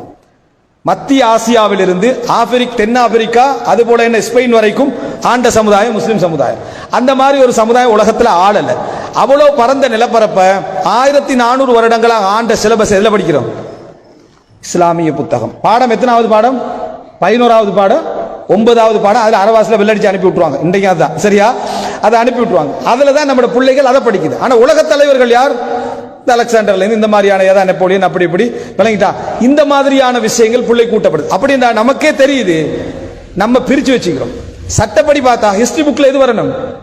அபூபக்கர் ரலியல்லாஹு வரணும், உமர் ரலியல்லாஹு வரணும், முஆவியா ரலியல்லாஹு வரணும், உமர் பின் அப்துல் அசீஸ் வரணும், விளங்கிட்டா. அதே போல என்ன அப்துல் ஹமீத் வரணும், அப்துல் மஜீத் வரணும், இவங்கெல்லாம் வரணும். ஏன்னா அவங்க உலகத்தை ஆண்ட தீர்மானித்த மிக முக்கியமான தலைவர்கள் உண்டு. ஆனா அதை நாங்க அதுல படிக்கிறது இல்லை. காரணம், எங்களோட சிலபஸ் வேறதான், பிள்ளைகளுடைய சிந்தனையே வேறதான். மிம்பர்ல பயான் எப்படி கேட்போம்? ஆதம் அலைஹிஸ்ஸலாம் முதல் மனிதர், அவருக்கு அல்லாஹ் பெயர்களை எல்லாம் கற்பித்தான், நூஹ் அலைஹிஸ்ஸலாம் கப்பல் கட்டினார்னு மிம்பர்ல படிச்சிடும். ஸ்கூல் புத்தகத்தில் சூட்டாட கல்வி, வரலாற்று கல்வி, பெண்ணென்ன பேர் தெரியாது, அதுல எல்லாம் எப்படி வருமாடா? மனிதன் ஆரம்பமாக என்ன குகைக்குள்ள இருந்தான், பிறகு கொஞ்சம் கொஞ்சமா கல்லை தட்டி நெருப்பு வந்தான். இந்த மனுஷன் யாரு? அந்த மனுஷன் யாரு? ஆதம் அலைஹிஸ்ஸலாம் யாரு? இந்த குகைக்குழிந்து வந்தவன் யாரு? இது எங்க படிச்சிருக்கிறோம்? அப்ப இது என்ன? இது இஸ்லாம் புக்ல படிக்கிறோம், அதை உலக சிலபஸ்ல படிக்கிறோம். ரெண்டும் உலகத்துல தான் இருக்குது. அப்ப யார் முதல் மனிதன்? குகைவாசியா இவனா? இவரா? ஆதம் அலைஹிஸ்ஸலாமா? அப்படி என்றால் இஸ்லாம் எங்களுக்கு சொல்லித்தரக்கூடிய வரலாறு சிறப்பான மனித சமுதாயத்துடைய கண்ணியமான வரலாறு. ஆதம் அலைஹிஸ்ஸலாத்திலிருந்து கல்வியோட படிப்போட இந்த உலகத்துக்கு வாராரு. அதுக்கு பிறகு நூஹ் அலைஹிஸ்ஸலாம் போன்றவர்கள் கப்பல் கட்டி அந்த சமுதாயத்தில் நாகரிகத்திலே தொழில்நுட்ப வளர்ச்சியிலே மேலுக்கு இருக்கிறாரு. இந்த மாதிரி இடத்தை இஸ்லாம் எங்களுக்கு சொல்லி தருது. இந்த சிலபஸ்ல என்ன நினைக்க, குகைக்குள் இருந்துட்டு நெருப்பு தெரியாம கல்லை தட்டிக்கண்டு துண்டை கட்டிக்கண்டு ஒரு மனிதர் வாழ்ந்தார். இதே படிக்கிறான், அதே படிக்கிறான். இது பள்ளிக்குள்ள, அது ஸ்கூலுக்குள்ள. இப்படி வளர்ந்தா எப்படி இருக்கும்? இதுதான் எங்களுடைய சிலபஸ் உடைய பிரச்சனைகள்ல உண்டு. இது போன்ற எத்தனையோ விஷயங்கள் அவனுடைய வரலாறு என்றும் அவனுடைய சிலபஸ் என்றும் இந்த குழந்தைகளும் பிள்ளைகளும் படித்துக் கொண்டிருக்கு. பெற்றோர்கள் அதில் பெரிய கவனம் என்ன செய்யல செலுத்துவதில்லை. இன்றைக்கு எப்படி பிள்ளைகளுடைய அதிகமான முறை மாறிட்டா, தொழுகின்ற நாஸ்திகனாக, தொழுகிற எல்லாம் இருக்குது. ஆனா உள்ளுக்க கோர் ஃபுல்லாவே இந்த சிலபஸாக என்ன செய்து இருந்து கொண்டிருக்குது. அவசரமாக காலையில் முஸ்லீமாகவும் மாலையில் காவிராகவும் மாறக்கூடிய அமைப்பிலான ஒரு முறைக்கு என்ன செய்யறான், மாறிக்கொண்டிருப்பதை நம்ம பார்க்கிறோம். எனவே நம்ம மிகவும் கவனமாக இருக்க வேண்டும். பெற்றோர்களாகிய நாம் நம்முடைய பிள்ளைகளுடைய விஷயத்தில் கவனம் செலுத்துவதில் நான் முத்தாய்ப்பா ஒரு 5 விஷயம் திருப்பி சொல்றேன். முதலாவது, ஆழ்மனதால குழந்தைக்கும் குடும்பத்துக்கும் பிரார்த்தனைகள், குழந்தைக்கும் குடும்பத்துக்குமான பிரார்த்தனைகள். எப்படி? ஏன்னா எங்களுக்கு இந்த விளக்கங்கள்லாம் கிடைச்சி மாறி நம்ம செய்வதற்கு மேலாக ரப்பு எனக்கு தௌஃபீக் செஞ்சிட்டாண்டா எல்லாம் போதுமே. அதனால எல்லாவற்றுக்கும் மேலாக பிரார்த்தனை. அல்லாஹ்விடத்துல துஆக்கள் நிறைய கேட்டுக்கன்னே இருங்க. ரப்பு ஒரு நாள் துஆவை வீணாக்குவதில்லை. நம்ம கேட்டுட்டோம்னா அல்லாஹ் கபூல் செஞ்சிட்டான்னு அர்த்தம். ஆனா அது எப்போ உங்களுக்கு வெளிப்படும் தெரியாது. அதனால நம்ம அடிக்கடி அல்லாஹ்விடத்துல துஆ செய்யக்கூடியவர்களாக, துஆ தான் வாழ்க்கை என்பதாக நம்ம இருக்க வேண்டும். முதலாவது. இரண்டாவது, நம்மை சுற்றியுள்ள நவீன சவால்கள் நிறைய உண்டு. நாம் விளங்குவதெல்லாம் விளக்கம் அல்ல, நமக்கு வருவதெல்லாம் உண்மையான தகவலும் அல்ல. எல்லாம் உண்மையான வடிவத்தில் போலிகள் எமக்கு என்ன செய்கின்றன, தரப்படுகின்றன. யாரோ நம்மளை வெளியிருந்து தகவல் இயக்கங்களை செய்து கொண்டிருக்கிறார்கள். அதனால் நாம சில விஷயங்களை தலைகீழாக என்ன செய்கிறோம், எல்லாவற்றையும் இல்லாது விட்டாலும் நிறைய விஷயங்களை தலைகீழாக விளங்கி இருக்கிறோம். எல்லா தகவல்களையும் நம்ப வேண்டாம் என்ற இடத்துல நாம் என்ன செய்யணும், எப்பொழுதுமே இருந்து கொள்ளணும். ஏதாவது நம்பிய தகவல்கள் இருந்தால் துறை தேர்ந்தவர்களிடத்துல ஒரு 4-5 பேர்கிட்ட கேட்டு உறுதிப்படுத்தின பின்னால் அதுல நம்ம முடிவெடுக்க பழகுவது நம்முடைய இரண்டாவது கடமை. மூன்றாவது அம்சம், நம்மை சுத்தி உள்ள நவீன வடிவங்கள் என்று நமக்கு எதெல்லாம் கிடைக்குதோ அதெல்லாம் எங்களோட பிள்ளைகள் பழக வேண்டும், அதுல ஈடுபட வேண்டும். அதுல அவனை தைரியமா நீங்க கொடுங்க. ஆனா ஒரு மேற்பார்வையோடு, ஒரு கட்டுப்பாடோடு, ஒரு ஒழுக்கத்தோடு அதை நீங்க சரி செய்ய முடியும். அதை எப்படி செய்யறன்னு தெரியலன்னா அந்த துறையில் உள்ளவங்கள்ட்ட கேட்டு இதை எப்படி நம்ம வரையறுத்துக் கொள்ளலாம் என்றதுல மிகவும் கவனம் செலுத்துங்க. நான்காவதாக, அதை குழந்தைகளுடைய கல்விக்கும் எதிர்காலத்துக்கும் எப்படியெல்லாம் பயன்படுத்த முடியும் என்ற நிகழ்ச்சிகளை செய்ய வையுங்கள். அதுல நான் எப்படி பயன்படுத்தலாம் பிள்ளைகளை, என்ன இதுக்குள்ள ஈடுபடுறது நிச்சயம். அப்ப எது நல்ல முறையில் எப்படி என்ன செய்யலாம், பயன்படுத்தலாம், அவைகளை நாம் எப்படி தெரிந்திருப்பது என்கின்ற போன்ற அந்த இடத்திற்கு நம்ம வர வேண்டும். ஐந்தாவதாக, கல்வி என்று நம்ம கொடுக்கப்படுற நேரத்தில் நம்மளை சூழ உள்ள கல்விகள் எல்லாமே பலவிதமான மார்க்கத்துக்கு முரணான இன்னும் அந்நிய சிந்தனைகளால செல்வாக்கு எங்களையே கெடுக்கணும் போடல. ஆனா அவர்களுடைய சிந்தனை அதுதான். அப்படி போடப்பட்ட சிலபஸ்கள் தான் நமக்கு முன்னால் இருந்து கொண்டிருக்கின்றன. பிள்ளைகளுடைய அறிவு வளர்ச்சியில் அது பெரும் செல்வாக்கு செலுத்தல, தொழிலுக்கு அது என்ன செய்யுது, மிகவும் உதவுது, தொழில் கல்விக்கு உதவுதே தவிர அவர்களுடைய கல்ச்சர் ஆன நல்ல மார்க்க விழுமியங்களோட உலகத்தை புரிஞ்ச நுட்பத்துக்கு அது உதவல்ல. அந்த கல்வி விஷயத்துல பிள்ளையுடைய திறமைக்கேற்ப கவனம் செலுத்த நம்ம பழகணும். அதில் உள்ள நவீன சதிகளையும் புரிந்து பிள்ளைகளுடைய திறமைக்கு ஏற்ப அந்த கல்விகளை கொடுப்பதற்கு பழக வேண்டும். ஒரு பிள்ளைக்கு எடுபடவில்லை, 4-5 முறை ட்ரை பண்றீங்க, சரி வரவில்லை என்றால் அதை எப்படியாவது கொடுத்தால் தான் அவனுடைய ஃபியூச்சர் உண்டு என்று சொல்கின்றவர்களை நீங்கள் நம்ப வேண்டாம். அது போய் இவன் ஃபியூச்சர் இதுதான் அப்படி என்று சொல்லி படிக்கின்ற எல்லாமே, அதுவும் இன்றைய காலத்தில் அது மிகவும் பெரிய போய். என்ன காரணம்? 4 வருஷத்துக்கு ஒருக்க எல்லா டெக்னாலஜியும் மாறுது. 4 வருஷத்துக்கு முன்னால ஒரு விஷயத்தை சிறப்பா படிச்சுக்கிறான், அது 4 வருஷத்துக்கு பிறகு அவனுக்கு பேசிக் ஆகிறது, அது எந்த விதமான பிரயோசனம் இல்லை என்று ஆகிறது, அந்த லெவலுக்கு ஆயிரு. எல்லாருக்கும் தெரியும், ஒரு 30-40 வருஷத்துக்கு முன்னால் எஸ்எஸ்சி என்று இருந்துச்சு இந்த ஜிசி ஓ லெவலுக்கு, அப்ப அதுதான் ஹை லெவல். இப்ப அது ஓ லெவல் ஆயிட்டு, விளங்கிட்டா, ஆர்டினரி லெவல் ஆயிட்டார். இந்த லெவலுக்கு அது கொண்டு வந்துட்டாங்களா? இப்படித்தான் ஒவ்வொரு காலகட்டத்திலும் கல்வி முறைகள் என்ன செய்ய மாற்றம் ஏற்படும். இதுதான் ஃபியூச்சர் என்று அடிச்சு சொல்றதே நம்ம வேணாம். ஃபியூச்சர் அல்லாஹ்வுடைய கையில, எதிர்காலம் அல்லாஹ்வுடைய கையில இருக்கிறது. எங்களால் எங்கட பிள்ளைக்கு என்ன ஏழுமோ அல்லது அவனுக்கு என்ன திறமை இருக்குதோ அதுக்கேற்ப விஷயங்களை கொடுக்க பழங்கள். இதுல என் பிள்ளைக்கு அது வரலேண்டா அது தோல்வி என்று நீங்கள் நம்பவே வேண்டாம். அது தோல்வி அல்ல, என் பிள்ளைக்கு அது என்ன, அது செட் ஆகல, அவ்வளவுதான். எனது பிள்ளைக்கு ஒரு திறமை இருக்கும், நிச்சயமாக ஒவ்வொரு பிள்ளைக்கும் ஒவ்வொரு திறமைக்கு. ஃபெயில் என்ற கலாச்சாரமே பிழை. அந்த நடைமுறை இன்ஷா அல்லாஹ் போக போகின்ற காலத்தில் இலங்கையிலும் என்ன செய்யலாம், வரலாம். மேற்கத்திய உலகம் அதை எப்பயோ உணர்ந்துட்டு, இந்த ஃபெயில் ஒன்று இல்லை, அது எப்படி ஃபெயில், இந்த இதுல வேணும்னா மார்க்ஸ்ல குறைவா இருக்கலாம், டோட்டலா ஒரு புள்ள ஃபெயில் எப்படி சொல்றது? இது எந்த அளவுக்கு ஆகிட்டா, ஃபெயில் ஆயினவன் சிலவன் நல்லா கம்பெனி வச்சு பெரிய முன்னேற்றத்தில் இருக்கிறான். ஃபர்ஸ்ட் வந்த வேற அக்கௌண்டனா போய் வேலை செய்யறாரு, இவர் பக்கத்து நண்பரோட பேசுறாரு, இதெல்லாம் ஃபெயில் ஆகினவன் இப்படி முன்னேறிட்டான். அவன் எப்படி அவனை ஃபெயில் அடி போய் சொல்ற நீ, அவன் ஃபெயில் ஆகினவா அவன் முன்னேறிட்டானா, இவர் பாஸ் ஆகினவரா இவர் முன்னேறலையா? இது எனக்கு யோசிக்கிற டைம்லயே இது ஒரு குழப்பமாவே இருக்குது. ஏன் அவன் தான் முன்னேறிக்கிறான், திருப்பி என்ன ஃபெயில் என்ற அவனுக்கு என்ன, ஸ்கூல்ல ஃபெயில் அடி கொடுத்துட்டான், ஸ்கூல்ல ஃபெயில் அடி கொடுத்துட்டாங்க. ஆனா இந்த ஃபெயில் அடி கொடுத்ததோட அவன் தப்பிட்டான், இந்த சிலபஸ்ல இருந்து வெளியாகிட்டான், ஓடிட்டான். ஓடினத்தோட சொந்தமா யோசிக்க ஆரம்பிச்சதுனால பெரிய இடத்துக்கு வந்துட்டான். சொந்தமா யோசிக்கப்படாது என்று சொல்கிற நேரத்தில் அவனுக்கு ஒரு திறமை இருந்தா முன்னேறிடுவான். அவன் திறமையாளனாக இருந்தா அவனுக்கு சிலபஸ் இருந்துச்சோ பாஸோ ஃபெயிலோ அவன் முன்னேறுவான். அவனுக்கு ஒரு திறமை இருக்குது, அவன் முன்னேறுவான். இப்ப நிறைய பேர் முன்னேறினவர்கள் என்ன அதிகமாக நினைத்துக் கொண்டிருக்கிறார்கள் என்றால், நான் இதுல பாஸ் ஆகினதுனால தான் முன்னேறினேன். இல்ல, நீ முன்னேறக்கூடியவனால தான் அதுல பாஸ் ஆகினாய். அதான் அர்த்தம். உன்னை எந்த துறையில கொண்டு போய் சேர்த்திருந்தால் நீ முன்னேறி இருப்ப, உனக்குரிய திறமை தான் உன்னை வர வச்சுது. அதனாலதான் உன்னை மட்டும் அடையாளம் காட்டித்தான் பல முக்கிய முன்னணியில் பாடசாலையில் ஹைலைட் ஆகும். ஃபெயிலானவனை யாரையும் காட்டுறதில்லை. அப்ப எனவே நீங்க தெரிந்து கொள்ள வேண்டும் என்றால், உங்களோட ஒவ்வொரு பிள்ளையும் திறமையானவர்கள் தான், ஃபெயில் என்ற உண்டு இல்லவே இல்லை. அந்த சிலபஸ்ல வேணும் என்றால் அவனுக்கு திறமை இல்லாமல் இருக்கலாம், அவனுக்கு இன்னொரு திறமை இருக்கும், அதை அடையாளம் காண பழகுங்கள். இறுதியாக இந்த குழந்தைகளுடைய விஷயமாக இருக்கலாம், எந்த பிரச்சனையாக இருக்கலாம், அதை ஒரு அதாவது எக்ஸப்ஷனலாக விதிவிலக்காக ஒரு 10 மாணவைகள் நீங்கள் ஒரு பெரும் சிரத்தை எடுத்து கவனம் செலுத்த வேண்டி இருக்கும். அது ஸ்பெஷல் கேசஸாக இருக்கும். 90% அப்படி இல்லை. இலகுவாக மென்மையாக பெரும் பதட்டம் இல்லாம நீங்க அணுகலாம். அடுத்தவர் சொல்றதுக்காக வேண்டி உங்களோட புள்ளைய நினைச்சு, உங்களோட புள்ள சரியான துடினமாகிறான், உங்களோட பிள்ளையால எதுவும் செய்யலான்னு சொன்னதுக்கு உங்களோட பிள்ளைய கேட்டவனா நீங்க என்ன செய்ய வேண்டாம், நினைக்க வேண்டாம். அந்த மனுஷனுக்கு தாங்குற சக்தி இருக்காது, அவ்வளவுதானே தவிர எல்லோரும் ஒரு குறிப்பிட்ட கட்டத்தில் ஒரு திறமையானவர்களாக வருவதற்கான அருளை அல்லாஹு தஆலா செய்திருக்கிறான் என்பதை நம்ம புரிந்து கொள்ள வேண்டும். அல்லாஹு ரப்புல் ஆலமீன் இந்த புரிதலோடு, இந்த விளக்கங்களோடு, இந்த திறமைகளோடு பொறுமையாக நிதானமாக நல்ல பிரார்த்தனைகளோடு எங்கள் குழந்தைகளை எதிர்நோக்கி இருக்கக்கூடிய சவால்களை சிறப்பான முறையில் எதிர்கொண்டு நல்ல ஒரு எதிர்கால சமுதாயத்தை உருவாக்கிய பெற்றோர்களாக அல்லாஹு ரப்புல் ஆலமீன் எம் அனைவரையும் ஆக்கியருள் புரிவானாக. ஹாதா மா இந்தி வல் இல்மு இந்தல்லாஹ் வ அகூலு கௌலி ஹாதா வ அஸ்தக்ஃபிருல்லாஹ் லி வ